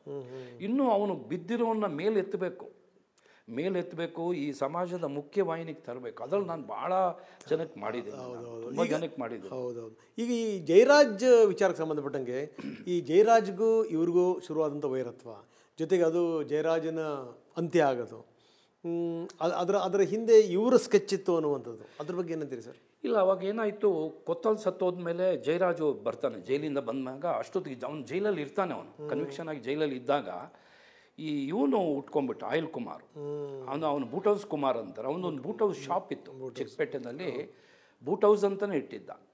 ಸೊ ಅವನಿಗೆ ಬೂಟ್ ಹೌಸ್ ಕುಮಾರ್, ಅವ್ನು ನೋಡೋಕೆ ಏನಿಲ್ಲ, ಒಂದು 5 ಅಡಿ ಕುಳ್ಳ, ಅವನು ಟ್ರಿಮ್ಮ ಹೊರಡ್ತಿದ್ದ. ನಮ್ಮ ಜೊತೆಲ್ಲ ಭಾಳ ಕಾಂಟ್ಯಾಕ್ಟಲ್ಲಿ ಇರೋ. ಅವನೇನು ಮಾಡ್ದ, ಇವ್ರನ್ನೆಲ್ಲ ಸ್ವಲ್ಪ ಒಳಗಡೆ ಕಾಂಟ್ಯಾಕ್ಟ್ಸ್ ಆಗ್ಬಿಡ್ತು ಅವ್ರಿಗೆ. ಯಾವಾಗ ಇವನು ಜಯರಾಜ್ ಜೈಲಿಗೆ ಹೋದ, ಇವನು ಆಯಿಲ್ ಬಿಸ್ನೆಸ್ ಇವನು ತೊಗೊಂಡ್ಬಿಟ್ಟ. ಅದನ್ನು ಅವನಿಗೆ ಹೇಳ್ದೆ, ನಾನು ಇಷ್ಟು ಕೊಡ್ತೀನಿ ನಿನಗೆ ಅಂತೇಳಿ ಕೊಡಲಿಲ್ಲ. ಇವನು ಜಾಸ್ತಿ ದುಡ್ಡು ತೊಗೊಳಕ್ಕೆ ಶುರು ಮಾಡ್ಬಿಟ್ಟ. ಅದು ಜಯರಾಜ್ ಹೊರಗಡೆ ಬಂದಮೇಲೆ ಅವರಿಬ್ಬರಿಗೆ ಕ್ಲಾಶ್ ಆಯಿತು. ನೀವು ಬಿಟ್ಕೊಡು ಅಂತ. ಅದು ಬಿಟ್ಕೊಡೋಕ್ಕೆ ಇವನು ರೆಡಿ ಇರಲಿಲ್ಲ. ಸೊ ಇವನೇನು ಮಾಡ್ದ, ಮುತ್ತಪ್ರಯ್ಯನ ಇದು ಮಾಡ್ಕೊಂಡ್ಬಿಟ್ಟ, ಕಾಂಟ್ಯಾಕ್ಟ್ ಮಾಡ್ಕೊಂಡು. ಯಾರು, oil Kumar. So oil Kumar contact ಆಗಿದ್ಮೇಲೆ ಏನಾಯಿತು, ಇವನಿಗೆ ಅಷ್ಟೊತ್ತಿಗೆ ಬಾಂಬೆ ಕಾಂಟ್ಯಾಕ್ಟ್ಸ್ ಆಗಿಬಿಟ್ಟಿತ್ತು ಮುತ್ತಪ್ರಯ್ಯಗೆ. ಬಾಂಬೆ ಶೂಟರ್ಸು ಇಲ್ಲಿ ನನ್ನ ಪ್ರಕಾರ ಸುಪಾರಿ ಶೂಟರ್ಸು ಕರ್ನಾಟಕದಲ್ಲಿ ಇರಲೇ ಇಲ್ಲ. ಎಲ್ಲೋ ಸ್ವಲ್ಪ ನಾರ್ತ್ ಕರ್ನಾಟಕದಲ್ಲಿ ಲೇಟಾಗಿ ಬಂತು, ಸ್ವಲ್ಪ ಲೇಟ್. ಲಿಕ್ಕರ್ ಬ್ಯಾರನ್ ಇವ್ರದ್ದೆಲ್ಲ AK-47 ಬಂದ್ಬಿಡ್ತಲ್ಲ ಅಲ್ಲಿ ನಾರ್ತ್ ಕರ್ನಾಟಕ. ಬಟ್ ಈ ಸುಪಾರಿ ಕಿಲ್ಲರ್ಸ್ನ ಕರ್ಕೊಂಡು ಬಂದು ಇವನಿಗೆ ಹೊಡೆದ, ಜಯರಾಜ್ಗೆ ಹೊಡೆದ್ಬಿಟ್ಟ. ಜಯರಾಜು ಬೇಲ್ ಮೇಲೆ ಬಂದು ಇದರಿಂದ ಬರ್ತಾನೆ, ಏನು ಈ ಎಲೆಕ್ಷನ್ಗೆ ನಿಲ್ತಾನೆ. ಅವನು ಎಲ್ಲಿ ಜಯನಗರದಿಂದ ನಿಲ್ತಾನೆ, ಪೆರೋಲ್ ಮೇಲೆ ಬರ್ತಾನೆ. 10 ದಿವಸ 15 ದಿವಸ ಹೈಕೋರ್ಟಿಂದ ಪೆರೋಲ್ ಮೇಲೆ ಬರ್ತಾನೆ. ಬಂದುಬಿಟ್ಟು ಇವನು ಎಲೆಕ್ಷನ್ ಕ್ಯಾನ್ವಸಿಂಗ್ ಮಾಡ್ತಿರ್ತಾನೆ. ಇವನ ಸ್ಟೈಲ್ ಏನಂದರೆ, ಒಂದು ನಿಜವಾದ ಹುಲಿನೇ ತಂದುಬಿಟ್ಟ. ಬೋನಲ್ಲಿ ಒಂದು ಜೀಪ್ ಇದು ವ್ಯಾನನ್ನು ಫುಲ್ ಓಪನ್ ಮಾಡಿಬಿಟ್ಟು ನಿಜವಾದ ಸರ್ಕಸ್ಸಿಂದ ಹುಲಿನ ತಂದುಬಿಟ್ಟ. ಅವನು ಎಲ್ಲ ಕಡೆ ಹುಲಿದೆ ಪೋಸ್ಟರ್ಸ್ ಹಾಕ್ಕೊಂಡಿದ್ದು, ಪಕ್ಕದಲ್ಲಿ ಹುಲಿ ಕೈ ಹಿಂಗೆ ಇಟ್ಕೊಂಡಿರೋದು ಪೋಸ್ಟರ್ ಅಡ್ಜಸ್ಟ್ ಮಾಡಿಬಿಟ್ಟಿದ್ದ. ಆಗೆಲ್ಲರೂ ಹಣ ಹುಲಿನೂ ಕಂಟ್ರೋಲ್ ಮಾಡ್ತಾರೆ ಅಂತ ಹೇಳೋರೆ ಆ ಥರ. ಸೊ ಹುಲಿ ತಂದಾಗ ಜನ ಏನು ಹುಲಿ ನೋಡೋಕ್ಕೆ ಸೇರೋರು ವಿಲ್ಸನ್ ಗಾರ್ಡನಲ್ಲಿ. ನಾವೆಲ್ಲ ಹೋಗ್ತಿದ್ವಿ ಬಂದೋಬಸ್ತ್ ಡ್ಯೂಟಿಗೆ, ನಾನು ಶಿವರಾಮ್ ಎಲ್ಲ ನಮ್ಮನ್ನು ಕರೆದ್ಬಿಡೋರು. ಅಲ್ಲಿ ಬಂದು ಏನು ಪೊಲೀಸವ್ರನ್ನ ಬೈತಿದ್ದ ಅಂದರೆ ಒಪ್ಪನಾಗಿ ಬೈತಿದ್ದ, ಎದುರುಗಡೆನೆ. ಅವನು ಒಂದೇ ವರ್ಡು ಪೊಲೀಸ್ ನಾಯಿಗಳು ಅಂತಿದ್ದ. ಇದು ನಮ್ಮ ಪೊಲೀಸವ್ರನ್ನೂ ಕೆರಡ್ಸೋಕ್ಕೆ ಶುರು ಆಯಿತು. ಒಂಥರ ಸಹಜವಾಗಿ ನಾವು ಎಷ್ಟು ನ್ಯಾಯ, ಯಾಕೆಂದ್ರೆ ಅವನು ಏನು ಮಾಡ್ದ, ಒಬ್ಬ ಇನ್ಸ್ಪೆಕ್ಟ್ರಿಗೆ ದೊಡ್ಡ ಲಾಂಗ್ ತೊಗೊಂಡು ಹೋಗ್ಬಿಟ್ಟ ವಿಲ್ಸನ್ ಗಾರ್ಡನಲ್ಲಿ. ನೋಡಿ, ಹೋಗಿ ಅವನಿಗೆ ಹಿಂಗೆ ಇಟ್ಟೇ ಬಿಟ್ಟ ಯೂನಿಫಾರ್ಮಲ್ಲಿ. ಅವನು ಹೋದ್ಮೇಲೆ ಓಡೋದವರು ಅಲ್ಲಿಂದ ಟ್ರಾನ್ಸ್ಫರ ತೊಗೊಂಡ್ಬಿಟ್ರು. ಅವರು ತೀರೋಗ್ಬಿಟ್ರು, ಈಗಿಲ್ಲ. ಸೊ ಈ ಥರ ಈ ಟೆರರೈಸ್ದ ಪೊಲೀಸ್ ವಿಂಗ್ ಸಹಿಸ್ಕೊಳಕ್ಕಾಗ್ತಿರ್ಲಿಲ್ಲ. ಇಲ್ಲ, ನಾನು ಯಾವಾಗ ಎನ್ಕೌಂಟರ್ ಮಾಡಿದೆ ಅವನ ರೈಟ್ ಹ್ಯಾಂಡಿಗೆ, ಅದೇ ಅವನಿಗೆ ಕೆರಳಿದ್ದು ನೋಡಿ, ಅದಕ್ಕೆ ನಮ್ಮ ಮೇಲೆ ಮರ್ಡರ್ ಕೇಸ್ ರಿಜಿಸ್ಟರ್ ಮಾಡಿಬಿಟ್ಟ. ನಾನು A1 ಮರ್ಡರ್ ಕೇಸ್ನಲ್ಲಿ, A2 Mulla ND Mulla, A3 love Kumar. ನೋಡಿ ನಮ್ದೊಂದು ಟೀಮ್ ಹೆಂಗೆ ಇದೆಲ್ಲ ನೆಟ್ವರ್ಕ್ ಆಯಿತು ಅಂದರೆ ಮರ್ಡರ್ ಎಕ್ಯೂಸ್ ಆದಮೇಲೆ ಒಟ್ಟಿಗೆ ಆಗಲೇಬೇಕಲ್ಲ. A1 A2 A3 ಆಮೇಲೆ ಇಬ್ಬರು ACBಗಳು, ಆಮೇಲೆ ಸಬ್ ಇನ್ಸ್ಪೆಕ್ಟ್ರು, ಒಟ್ಟು 10 ಜನ ಫಿಕ್ಸ್ ಮಾಡಿಬಿಟ್ಟ. ಸೊ ನಾವೇನು ಮಾಡೋದು ಯಾವಾಗ? ಆಮೇಲೆ ವಿಪರೀತ ರಾಜಕೀಯ ಬೆಂಬಲ ಇತ್ತಲ್ಲ. ಹೌದೌದು, ಅರಸು ಅಳಿಯ ಸಿಕ್ಕಾಪಟ್ಟೆ ಬೆಂಬಲ ಇತ್ತು, ಅವನಿಗೆ ಭಯಂಕರ ಇದಿತ್ತು. ಆಮೇಲೆ ರಾಮಕೃಷ್ಣ ಹೆಗಡೆಗೆ ಕೊತ್ವಾಲ ಎದುರಿಸ್ಬಿಟ್ನಲ್ಲ, ಹೋಗಿ ಸೀದಾ ನೋಡಿ. ಅವ್ರ ಮಗಳು ಮಚ್ಚಿಟ್ಟಿದ್ರಂತಲ್ಲ, ಅವ್ರ ಮಗಳು ಒಂದು ಇದಿಟ್ಕೊಂಡಿದ್ರು, ಸದಾಶಿವನಗರ BDA ಕಾಂಪ್ಲೆಕ್ಸ್ ಅಂತ ಇದೆ, ಅಲ್ಲಿ ಒಂದು ಈ ಎಬ್ರಾಡಿಗೆ ಹೋಗ್ತಾರಲ್ಲ, ಕೊರಿಯರ್ ಅಂಡ್ ಎಬ್ರಾಡಿಗೆ ಹೋಗ್ತಾರಲ್ಲ, ಅವ್ರಿಗೆ ವೀಸಾ, ಪಾಸ್ಪೋರ್ಟ್, ವೀಸಾ ಇದೆಲ್ಲ ಮಾಡೋದು, ಯಾತ್ರಿಕ್ ಟ್ರಾವೆಲ್ಸ್ ಅಂತ. ಅಲ್ಲಿ ಹೋಗಿ ಲಾಂಗ್ ತಗೊಂಡು ಟೇಬಲ್ ಹೊಡೆದು ಗ್ಲಾಸ್ ಗೀಸಲ್ಲ, ನಿಮ್ಮ ಅಪ್ಪನಿಗೆ ಹೇಳಬೇಕು ನನ್ನನ್ನು ಏನೋ ಹಿಡಿಯೋದ್ರೆ ಇದು ಕೊಂದು ಬಿಡ್ತೀನಿ ಅಂತ. ಅಲ್ಲಿ ಆಮೇಲೆ ಒಂದು ಲೇಡಿ ಸಬ್ ಇನ್ಸ್ಪೆಕ್ಟರ್ ಹಾಕಿದ್ರು, ಅವರು DYSP ಆಗಿ ರಿಟೈರ್ಡ್ ಆದರು. ಅವರು ಒಂದು ರಿವಲ್ವಾರ್ ಇಟ್ಕೊಂಡು ಯಾವತ್ತೂ ಯೂನಿಫಾರ್ಮಲ್ಲಿ 2-3 ಮೆನ್ ಇಟ್ಕೊಂಡು ಸ್ವೆಟ್ರ್ ಹೊಲ್ಕೊಂಡು ಅಲ್ಲೇ ಕೂತಿರ್ತಿದ್ರು. ನಾವು ಅಲ್ಲಿ ಹೋಗ್ತಿದ್ವಿ ಚೆಕ್ ಮಾಡೋಕ್ಕೆ ಪೊಲೀಸ್ ಇದೆಯಾ ಅಂತ. ಅಲ್ಲ, ಒಂದ್ಸರಿ ರಾಮಕೃಷ್ಣ ಹೆಗಡೆ ಅವ್ರಿಗೆ ವಿಧಾನಸೌಧೆಗೆ ನುಗ್ಗಿ ಗಲಾಟೆ ಮಾಡಿದ್ರು. ಹೆಂಗೆ ಈ ಲಾಲ್ಬಾಗ್ ರೋಡಲ್ಲಿ ಹೆಂಗೆ ಹೊಡೆದಾಕಿತ್ತು? ಸೊ ಅದೇನಾಯಿತು, ಈ ನಾನು ಎನ್ಕೌಂಟರ್ ಮಾಡಿದ್ನಲ್ಲ, ಎನ್ಕೌಂಟರ್ ಮಾಡಿದಾಗ ಇವನು ಜೈಲಲ್ಲಿದ್ದ, ಜಯರಾಜ್. ಅವನೇನು ಮಾಡ್ದ, ಅಲ್ಲಿಂದ ಒಂದು ನನ್ನ ಮೇಲೆ FIR ಹಾಕ್ಸ್ದ. ಅಡ್ವೊಕೇಟ್ಸ್ ಇಟ್ಕೊಂಡು ಟಾಮಿ ಸೆಬಸ್ಟಿನ್, ಆಮೇಲೆ ಇವರು ಇನ್ನೊಬ್ಬರು ಅಡ್ವೊಕೇಟ್, ಒಂದು ಪವರ್ಫುಲ್ ಟೀಮನ್ನು ಇದು ಮಾಡಿ, ವರ್ಧಮಾನೆ ಮೇಯ್ನು 24 hours ಅವ್ರ ಜೊತೆನೇ ಇರ್ತಾ ಇದ್ರು. ವರ್ಧಮಾನ ಅಂತೇಳಿ ಭಾಳ ಫೇಮಸ್ ಕ್ರಿಮಿನಲ್ ಅಡ್ವೊಕೇಟ್. ಸೊ ಅವರು ಬೇಲಿಂದ ಅವರು ಈ ಹೈಕೋರ್ಟಲ್ಲಿ ಇದು ಕೊಡಿಸಿದ್ದು ಇವನೇ, ವರ್ಧಮಾನೆಯೇ. ಸೊ ಬಂದಮೇಲೆ ಕಂಡೀಷನ್ ಏನಿತ್ತು, ಬೆಳಗ್ಗೆ 7 ಗಂಟೆಗೆ ಹೋಗಿ ಸೈನ್ ಮಾಡಿ ಬರಬೇಕು ಅಂತ, ವಿತಿನ್ 7-8 ಒಳಗಡೆ ಸಿದ್ದಾಪುರ ಸ್ಟೇಷನ್ನಲ್ಲಿ ಸೈನ್ ಮಾಡಿ ಬರಬೇಕು. ಸಿದ್ದಾಪುರನೋ ಜಯನಗರ ಏನೇನು ಬರ್ತ್ಬಿಟ್ಟಿದ್ದೀನಿ, ಸಿದ್ದಾಪುರನೇ ಹತ್ತಿರದಲ್ಲಿ ಇರೋದು. ಇವರು ಜೊತೆಲಿ ಹೋಗೋಕೆ ಅಡ್ವೊಕೇಟು ಹೋಗ್ತಿದ್ದ, ಅವರ ಬ್ರದರ್ ಕಾರ್ ಡ್ರೈವ್ ಮಾಡ್ತಿದ್ದ, ಪಕ್ಕದಲ್ಲಿ ಅಡ್ವೊಕೇಟು, ಕಿಟಕಿ ಕಡೆಗೆ ಜಯರಾಜ್ ಕೂತಿದ್ದ, ಹಿಂದ್ಗಡೆ ಯಾರೋ ಕೂತಿದ್ರು. ಇವರು ಸೈನ್ ಮಾಡಿಬಿಟ್ಟು ಪ್ರತಿದಿನ ಅಲ್ಲೊಂದು ರಿಜಿಸ್ಟರ್ ಇಟ್ಬಿಟ್ಟಿದ್ರು, ಡೈಲಿ ಸೈನ್ ಮಾಡಬೇಕಂತ ಕೋರ್ಟ್ ಆರ್ಡರ್ ಇತ್ತು, ಹೈಕೋರ್ಟ್ ಆರ್ಡರ್ ಇತ್ತು. ಪೆರೋಲ್ ಮೇಲೆ ಬಿಡುವಾಗ ಬೆಳಗ್ಗೆ ಹೋಗಿ ಸೈನ್ ಮಾಡಿಬಿಟ್ಟು ಬರುವಾಗ ಇವ್ರದ್ದು ಕಾಯ್ತಾಯಿದ್ರು ಟೀಮ್. ಕಾರು ಬಂದು ಏನು ಮಾಡಿದ್ದಾರೆ, ಇವರು ಕಾರು ಸ್ವಲ್ಪ ಇವನು ಜಯರಾಜ ಅಷ್ಟೊತ್ತಿಗೆ ಒಂದು ನನ್ನ ಪ್ರಕಾರ ಒಂದು 5-6 ಸರಿ ಅಟ್ಯಾಕ್ ಆಗಿದೆ ಅವನಿಗೆ, 4-5 ಸರಿ. ಒಂದು ಸರಿ ಜೈಲು, ನಮ್ಮ ಮಹಾರಾಣೀಸ್ ಕಾಲೇಜ್ ಜೈಲ್ ಕಾಂಪೌಂಡ್ ಒಳಗಡೆ ಅಟ್ಯಾಕ್ ಆಯಿತು, ಅಲ್ಲಿ ಮಾತ್ರ ವೀರಾವೇಶದಲ್ಲಿ ಹೋರಾಡಿದ್ದಾನೆ ಅವನು. ಭಯಂಕರ 4-5 ರೌಡಿಗಳಿಗೆ, ಅವ್ರುಗಳಿಗೆ ಮಚ್ ತಗೊಂಡು ಅವನ್ನ ಹೊಡೆಯೋದಕ್ಕೆ ಭಯ ಇದು ಇಲ್ಲ, ಧೈರ್ಯ ಇಲ್ಲ. ಅಲ್ಲಿ ತಪ್ಪಿಸ್ಕೊಂಡ. ಇನ್ನೊಂದು ಸರಿ ಮೈಸೂರು ಜೈಲಿನಲ್ಲಿದ್ದ, ಮೈಸೂರು ಹಾಸ್ಪಿಟ್ಲ್ ಕರ್ಕೊಂಡು ಬಂದಾಗ ಬಾಂಬ್ ಹಾಕಿದ್ರು ಅವನಿಗೆ, ಅಲ್ಲಿ ತಪ್ಪಿಸ್ಕೊಂಡ. ಆಮೇಲೆ ವಿಕ್ಟೋರಿಯಾ ಹಾಸ್ಪಿಟ್ಲಲ್ಲಿ ಒಂದು ಸೆಲ್ ಇದೆ, ಪ್ರಿಸನರ್ ಸೆಲ್ಲೇ ಇದೆ, ಅಲ್ಲಿಗೆ ಅಟ್ಯಾಕ್ ಮಾಡಿದ್ರು ಅವನಿಗೆ. ಭಾಳ ಸರಿ ಅಟ್ಯಾಕ್ ಆಯಿತು. ಅಲ್ಲ, ಇದು ಅವನಿಗೆ ಬರುವಾಗ ಅವನಿಗೇನಾಯಿತು, ನನಗೆ ಅಟ್ಯಾಕ್ ಆಗುತ್ತೆ ಅಂತ ಅವ್ನಿಗೆ ಗೊತ್ತಿತ್ತು. ಅವನಿಗೆ ಹಳೆಯದು ಇದಿತ್ತಲ್ಲ, 4-5 ಅಟ್ಯಾಕ್ ಆಗಿತ್ತಲ್ಲ, ಮತ್ತು ಜೈಲಲ್ಲಿ ಇವರು ಸೇಫ್ ಆಗಿರೋದು. ಸೊ ಅವನು ಬರುವಾಗ ಇವ್ರೇನು ಮಾಡಿದ್ರು, ಇನ್ನೊಂದು ಕಾರ್ನಲ್ಲಿ ಚೇಸ್ ಮಾಡ್ಕೊಂಡು ಬಂದು ಈ ಕಾರ್ಗೆ ಹಿಂದ್ಗಡೆಗೆ ಟಚ್ ಮಾಡಿದ್ದಾರೆ, ಗುದ್ದಿದ್ದಾರೆ. ಗುದ್ದಿದಾಗ ಇದೇನೆ ಫುಟ್ಪಾತ್ ಹತ್ತಿ ಹೋಗಿ ಗೋಡೆ ಇದೆಯಲ್ಲ ಲಾಲ್ಬಾಗ್ದು, ಅದಕ್ಕೆ ಹೋಗಿ ಸೇರ್ಕೊಂಡ್ಬಿಡ್ತು. ಇವನಿಗೆ ಡೋರ್ ಓಪನ್ ಮಾಡೋಕ್ಕಾಗಿಲ್ಲ ಜಯರಾಜ್ಗೆ. ಈ ಡೋರು ಅಲ್ಲಿಗೆ ಇದಾಗ್ಬಿಡ್ತು, ಕ್ರ್ಯಾಶ್ ಆಗಿ ನಿಂತ್ಕೊಂಡ್ಬಿಡ್ತು. ಅವ್ರೇನು ಮಾಡಿದ್ರು, ಈ ಕಡೆಯಿಂದ ಫೈರ್ ಮಾಡಿದಾಗ ಜಯರಾಜ್ ಏನು ಮಾಡ್ದ, ಪಕ್ಕದಲ್ಲಿ ವರ್ಧಮಾನೆಯನ್ನು ಇಟ್ಕೊಂಡು ಶೀಲ್ಡಾಗಿ ಇಟ್ಕೊಂಡ್ಬಿಟ್ಟ ಹಿಂಗೆ. ಆ ಬುಲೆಟ್ ಎಲ್ಲ ವರ್ಧಮಾನೆಗೆ ಬಿದ್ದುಬಿಡ್ತು. ಅದರ್ವೈಸ್ ಅವ್ರಿಗೆ ವರ್ಧಮಾನೆಯನ್ನು ಕೊಲ್ಲಬೇಕು ಅಂತ ಇದಿರಲಿಲ್ಲ. ಈ ಜಯರಾಜಿಗೆ ಹೊಡೆದಿದ್ದು ಬುಲೆಟ್ಗಳು, ಅದು ಅವ್ರಿಗೆ ಹೊಡೆದಿದ್ದು 10ರಲ್ಲಿ 2-3 ಬಿಡ್ಬೋದು. ಈಗ ನಾವು ಟಾರ್ಗೆಟ್ ಪ್ರಾಕ್ಟೀಸ್ ಮಾಡ್ತೀವಲ್ಲ, ಅದಕ್ಕೆ ಅವ್ರು ಅಂಥ ಹತ್ತಿರದಲ್ಲಿ ಶಾರ್ಪ್ ಶೂಟರ್ಸ್ ಅವರು. 50 yards 100 yards ಅಲ್ಲಿ ಹೊಡೆಯೋಕ್ಕಾಗಲ್ಲ ಅವರೆಲ್ಲ, ಕ್ಲೋಸಾಗಿ ಹೊಡಿತಾರೆ ಶಾರ್ಪ್ ಶೂಟರ್ಸ್ ಅಂದ್ಬಿಡ್ತಾರೆ. ಅದರ ಹಿಂದೆ ಮುತ್ತಪ್ಪರೈ ಪಾತ್ರ. ಹೌದೌದು, ಅದೇ ಫುಲ್ ಪ್ಲ್ಯಾಂಡ್. ಎಲ್ಲ ಬಾಂಬೆ ಹುಡುಗರು ಬಂದು ಫೈರ್ ಮಾಡಿದಾಗ ಇವನಿಗೆ ವರ್ಧಮಾನೆಗೆ ಇಟ್ಟರು. ಒಬ್ಬ ಏನು ಮಾಡ್ದ, ಕಾರ್ದು ಮೇಲ್ಗಡೆ ಹತ್ತಿ ಬಾಯ್ನೆಟ್ ಹತ್ತಿ ಈ ಕಡೆಯಿಂದ ಬಂದು ಕ್ಲೋಸಾಗಿ ಹೊಡೆದ. ಒಂದು ಇದು ನೋಡಿರ್ಬೋದು ನೀವು, ಭಾಳ ಭೀಕರವಾಗಿದೆ ಒಂದು ಫೋಟೋ. ಒಂದು ಕಣ್ಣು ಹೊರಗಡೆ ಬಂದುಬಿಡ್ತು ಜಯರಾಜ್. ಸೊ ಈ ಡೈಡ್ ಇನ್ ದೇರ್. ಈ ವರ್ಧಮಾನ ಬದುಕಿದ್ದ, ಅವನ್ನ ಸಂಜಯ್ ಗಾಂಧಿ ಹಾಸ್ಪಿಟ್ಲಿಗೆ ತೊಗೊಂಡೋದ್ರು. ಅವಾಗ ಅದು ತಿಲಕ್ ನಗರದಲ್ಲಿ ಇತ್ತು ಹಾಸ್ಪಿಟ್ಲು, ಅಲ್ಲಿಗೆ ತೊಗೊಂಡೋದ್ರು. ಅಲ್ಲಿ ಸುಮಾರು ಹೊತ್ತು ಟ್ರೀಟ್ ಮಾಡಿದಾಗ ಅಲ್ಲಿ ಸತ್ತೋಗ್ಬಿಟ್ಟು 2 ಸತ್ತರು. ಸೊ ನಮ್ಮ ಮೇಲೆ ಹಾಕಿದ ಕೇಸು ನಾವು ಅಷ್ಟೊತ್ತಿಗೆ ನಮ್ಮ ಇವ್ರನ್ನ ಇಟ್ಕೊಂಡು ಅಡ್ವೊಕೇಟ್ ಸಂತೋಷ್ ಹೆಗ್ಡೆ ಅವರು ಇಟ್ಕೊಂಡು ಅದನ್ನು ಅಲ್ಲಿ ನಾವು ಸಂತೋಷ್ ಹೆಗ್ಡೆ ಅವರು ಹೌದು ನಮ್ಮ ಪರವಾಗಿ ₹1 ಫೀಸ್ ತೊಗೊಳ್ಳೋದೆ ನೋಡಿ. ಹೌದು, ಡಬಲ್ ಬೆಂಚು CJ ಮತ್ತು ಇನ್ನೊಬ್ಬರು ಜಡ್ಜ್ ಮುಂದೆ ಆರ್ಗ್ಯೂ ಮಾಡಿ CBIಗೆ ಹೋಗಿದ್ದ ಕೇಸನ್ನು ನಮಗೆ ವಾಪಸ್ಸು ಕಮಿಷನರ್ಗೆ ತಂದರು. ಅವಾಗಿನಿಂದನೂ ಎಥಿಕ್ಸ್ ಇದೆ. ಸೊ ನಾವು ಅದಕ್ಕೆ ಹೇಳೋದು ಯಾವತ್ತೂ ನೀವು ಯಾರು ಸ್ವಲ್ಪ ಡ್ಯಾಶಿಂಗ್ ಹೋಗ್ತಿರೋ ಪೊಲೀಸ್ ಅಧಿಕಾರಿಗಳು ಒಳ್ಳೆ ಅಡ್ವೊಕೇಟ್ಸ್ದು ಕಾಂಟ್ಯಾಕ್ಟ್ಸ್ ಇರಬೇಕು ನನಗೆ, ವೆರಿ ಇಂಪಾರ್ಟೆಂಟ್. ಯಾಕೆಂದರೆ ನೋಡಿ, ನಾನು ಒಂದು ಹೇಳ್ತೀನಿ, police and advocates 2 faces of 1 coin. Police and advocate, ಅದರಲ್ಲಿ ಯಾರು ದೊಡ್ಡವರು ಯಾರು ಚಿಕ್ಕವರು ಅಂತ ನಾವು ಇದು ಮಾಡೋಕ್ಕೆ ಹೋಗ್ಬಾರ್ದು. ನನ್ನ ಪ್ರಕಾರ ಅಡ್ವೊಕೇಟ್ಸೇ ದೊಡ್ಡವರು. ಯಾಕೆ ಅಂದರೆ ನಾವು ಪೊಲೀಸ್ ಅಧಿಕಾರಿಗಳು ಏನಾದ್ರು ಒಂದು ತೊಂದರೆಯಲ್ಲಿ ಅನುಭವಿಸಿದಾಗ ಕಾಪಾಡೋದೇ ಅಡ್ವೊಕೇಟ್ಸು. ಮತ್ತೆ ನಮಗೆ ರಿಟೈರ್ಡ್ ಲೈಫ್ ಇದೆ, ಅವರು ರಿಟೈರ್ಡ್ ಲೈಫ್ ಇಲ್ಲ. ಅವ್ರ ಹೆಲ್ತ್ ಎಲ್ಲಿವರೆಗೆ ಜ್ಞಾಪಕ ಶಕ್ತಿ ಇದೆ ಅಲ್ಲಿವರೆಗೂ ಅವ್ರು ಅಡ್ವೊಕೇಟ್. ನೋಡಿ, ಈಗ ಎಕ್ಸಾಂಪಲ್ CV ನಾಗೇಶ್.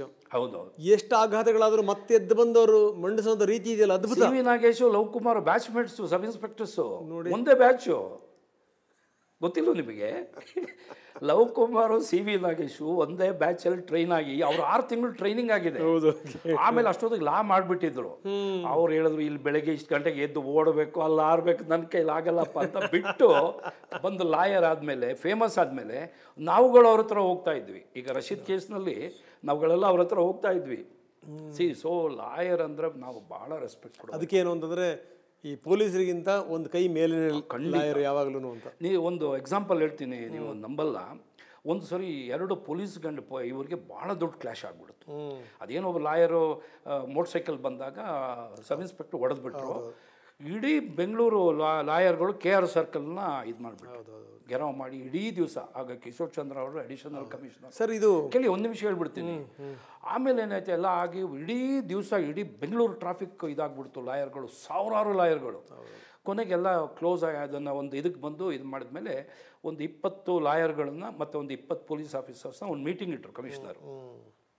ಆವಾಗೇನಾಯಿತು, ಎಲ್ಲರೂ ನಾವು ಮೈಕ್ ಕೊಟ್ಟು ನಾವೆಲ್ಲ ಆಗ ನಾನು ಹೇಳಿದೆ, police and advocates are 2 faces of 1 coin sir. ಅಡ್ವೊಕೇಟ್ಸೇ ನಾವು ರೆಸ್ಪೆಕ್ಟ್ ಕೊಡಬೇಕು. ನಾವು ತೊಂದರೆಯಲ್ಲಿ ಇದ್ದಾಗ ಅವ್ರು ಒಬ್ಬ ಇನ್ಸ್ಪೆಕ್ಟರ್ ಏನು ಮಾಡಿದೆ, ಹೊರಗಡೆ ಬಂದಮೇಲೆ ನನಗೆ ನನ್ನ ಜೂನಿಯರ್ ಅವನು, ಸರ್ ಅಶೋಕ್ ಕುಮಾರ್ ಸರ್, ನಿಮ್ಮ ಬಗ್ಗೆ ನನಗೆ ಭಾಳ ಗೌರವ ಇತ್ತು ಸರ್. ಇವತ್ತು ಈ ಸಭೆಯಲ್ಲಿ ನಾನು ಮರ್ಯಾದೆ ತೆಗೆದುಬಿಟ್ರಿ ಪೊಲೀಸ್ದು. ಅದು ಹೆಂಗೆ ಸರ್, ಲಾಯರ್ಗಳು ದೊಡ್ಡವರು, ನಾವು FIR ಹಾಕಿದ ಮೇಲೆ ಅವ್ರಿಗೆ ಕೆಲಸ ಸಿಗೋದು ಸರ್ ಅಂದ. ಮಗನೇ, ನಿಂಗೆ ಗೊತ್ತಿಲ್ಲ, ಸ್ವಲ್ಪ ದಿವಸ ತಡಿ, ಗೊತ್ತಾಗುತ್ತೆ ಅಂತ ಹೇಳಿದೆ. ನಿಮಗೆ ಹೇಳೋಕ್ಕೆ ರಂಗನಾಥ್, 1 ತಿಂಗಳಲ್ಲಿ ಆ ಇನ್ಸ್ಪೆಕ್ಟ್ರು ಹೆಂಡ್ತಿಗೆ ಹೊಡೆದು ಕ್ರೂರವಾಗಿ ಡೌರಿ ಕೇಸ್ನಲ್ಲಿ ಈ was arrested and sent to jail. ಇದೇ ಇನ್ಸ್ಪೆಕ್ಟರ್, ಅವ್ರಿಗೆ ಗ್ಯಾಲಂಟ್ರಿ ಮೆಡಲ್ ಬಂದಿದೆ, still is in service. He assaulted his wife for dowry. She booked a case. He was arrested and he was in jail for 1 month. ಕೊನೆಗೆ ಲಾಯರೇ ಬಿಡಿಸಿ suspend ಆಗಿ commission office ಸಿಕ್ಕಿದ. ನಾನು ಬಂದು ನನಗೆ ಕಾಲು ಹಿಡ್ಬಿಟ್ಟು ಹೇಳ್ದೆ, ಸರ್ ನೀವು ಹೇಳಿದ ನಿಜ ಸರ್.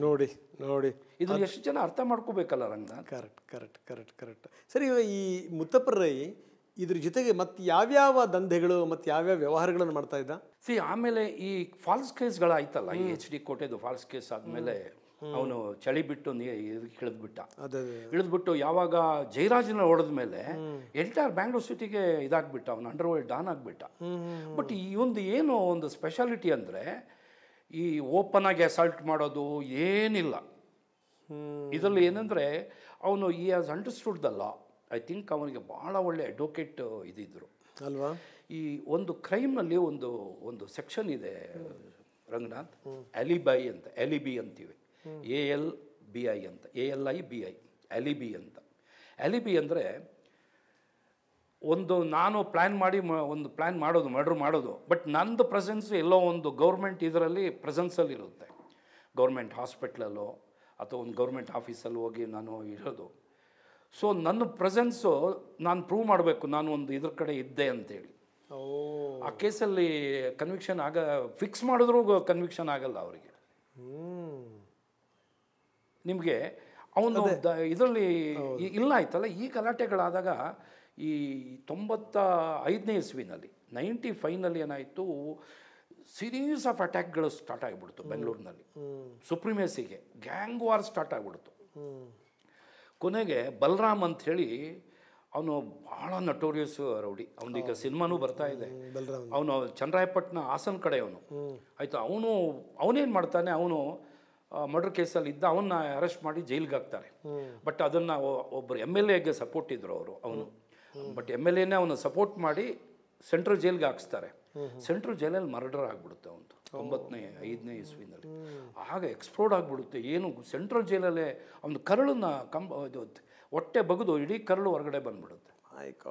ಸೊ ಆವಾಗ ಏನು ಮಾಡಿದ್ರು, ಆ್ಯಂಟಿ ರೌಡಿ ಸ್ಕ್ವಾಡ್ ಮಾಡಿದಾಗ ನಾನು, ಶಿವರಾಮು, ಸಂಗ್ರಾಮ್ ಸಿಂಗ್, ಆಮೇಲೆ ನಮ್ಮ ಅಬ್ದುಲ್ ಅಜೀಮ್, ಆಮೇಲೆ KVK ರೆಡ್ಡಿ, ಆಮೇಲೆ ಭೀಮಯ್ಯ ಅಂತೇಳಿ 6 ಜನ ಇನ್ಸ್ಪೆಕ್ಟ್ರು, ಒಂದು 20-30 constables, powerful crime constable team ಆಗಿ ಸದೆ ಬಡಿದ್ವಿ ನೋಡಿ 95ನೇ ಇಸ್ವಿನಲ್ಲಿ.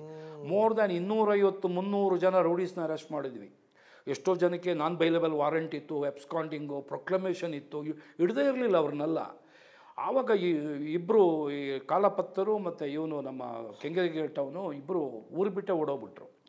ಇಡೀ ಬೆಂಗಳೂರು ಸಿಟಿ. ಆಮೇಲೆ ನಾವು ಇವನಿಗೆ ಸೋಮನಿಗೆ ಹೊಡೆದಾಕಿದ್ವಲ್ಲ, ಎನ್ಕೌಂಟ್ರ್ ಆಯ್ತಲ್ಲ, ಆಗ ಇವನಿಗೆ ಒಂದು ರೂಮರ್ ಹತ್ಬಿಡ್ತು, ಮುತ್ತಪ್ಪರೈಗೂ ಶೂಟ್ ಅಟ್ ಸೈಟ್ ಆಗಿದೆ ಅಂತ. ಈ flight from Bangalore to Dubai that time. Okay, ಅವಾಗ ಹೋಗಿದ್ದು. ಆಗ ಹೋಗ್ಬಿಟ್ಟ ಅವನು. ಅಲ್ಲಿ ಹೋದವನು ಏನು ಮಾಡ್ದ, ಅಲ್ಲಿ ಕೂತ್ಕೊಂಡು ಅವನದೇ ಒಂದು ಶಾರ್ಪ್ ಶೂಟರ್ ಕಳಿಸಿ ಭಾಳಷ್ಟು ಮರ್ಡರ್ಸ್ ಮಾಡ್ದ ರಂಗನಾಥ್ ಅವರೇ. ಒಬ್ಬ ಬಿಲ್ಡರು ಶೇಷಾದ್ರಿಪುರಮಲ್ಲಿ, ಅವ್ರ ಹೆಸರು ಮರೆತು ಬಿಟ್ಟಿದ್ದೀನಿ, ಆ ಬಿಲ್ಡರ್ದು ಲ್ಯಾಂಡ್ದು ಇವನ ಜೊತೆ ಏನೋ ಟಗ್ ಆಫ್ ಆಯ್ತು. ರಾಜುನೋ ಏನೋ ಅವ್ರು ಇಬ್ಬರು ಗಂಡು ಮಕ್ಕಳಿದ್ರು. ಅವರು ಬರೀ ಫೋನಲ್ಲಿ ಮಾತಾಡಿದಾಗ ಅವನು ಬರೀ ಬಾಸ್ಟರ್ಡ್ ಅಂತ ಬೈದ್ಬಿಟ್ಟಿದ್ದಾನೆ. ಅವ್ರು ಹೇಳ್ತಾರೆ ನೋಡಿ ಒಂದು ಇಂಟರ್ವ್ಯೂನಲ್ಲಿ, ಅವ್ನು ಬರೀ ನನ್ನ ಬಾಸ್ಟರ್ಡ್ ಅಂದೋದಕ್ಕೆ ಅವನಿಗೆ ಇದು ಮಾಡಿದೆ ಅಂತ ಶೂಟರ್ ಕಳಿಸಿ ಹೊಡೆದಾಕ್ಬಿಟ್ಟ, ಬಾಂಬೆ ಶೂಟರ್. ಓಕೆ. ಸೊ ಹೀಗೆ ಭಾಳಷ್ಟು ಮರ್ಡರ್ಸ್. ಅಲ್ಲ, ನನಗೆ ತುಂಬ ಆಶ್ಚರ್ಯ ಆಗುವಂಥದ್ದು ಏನು ಅಂತಂದರೆ, ಒಬ್ಬ ವ್ಯಕ್ತಿ ತಪ್ಪುಗಳು ಮಾಡ್ತಾನೆ, ನಟೋರಿಯಸ್ ಆಗ್ತಾನೆ, ಇದೆಲ್ಲದರ ಜೊತೆಗೆ ಬುದ್ಧಿವಂತಿಕೆ ಎಷ್ಟಿರಬೇಕು ಅನ್ನೋಕ್ಕೊಂದು ಎಕ್ಸಾಂಪಲ್. ಈಗ ದುಬೈನಿಂದ ಇಂಡಿಯಾಗೆ ಬರ್ಬೇಕಾದ್ರೆ ಎಷ್ಟು ಕೇಸ್ಗಳಿದ್ದು, ಅದು ಒಂದೊಂದೇ ಕೇಸಿಂದ ಖುಲಾಸೆ ಆಗಿದ್ದು ನೋಡಿ. ಅದು ಅಡ್ವೊಕೇಟ್ಸ್ ಇದ್ದರು. ಕೊನೆಗೆ ಕೆಲವು ಕೇಸ್ನಲ್ಲಿ ಸ್ವಲ್ಪ ದಿವಸ ಜೈಲಲ್ಲಿ ಇರಬೇಕಾಗಿತ್ತು. ಲವ್ ಕುಮಾರ್ ಅವರೇ ಹೋಗಿ ಹಿಡ್ಕೊಂಬಂದಿತ್ತು. ಹೌದು, ದುಬೈಗೆ ಹೋಗಿ ಅವನಿಗೆ ಕರ್ಕೊಂಡ್ಬಂದರು. ಹೌದು, ಹಿಡ್ಕೊಂಡ್ಬಂದ್ಮೇಲೆ ಸುಮಾರು ಜೈಲಲ್ಲಿದೆ, ಎಲ್ಲ ಕೇಸ್ ಅದೇ ಎಲಿಬಿಯಿಂದಾನೆ.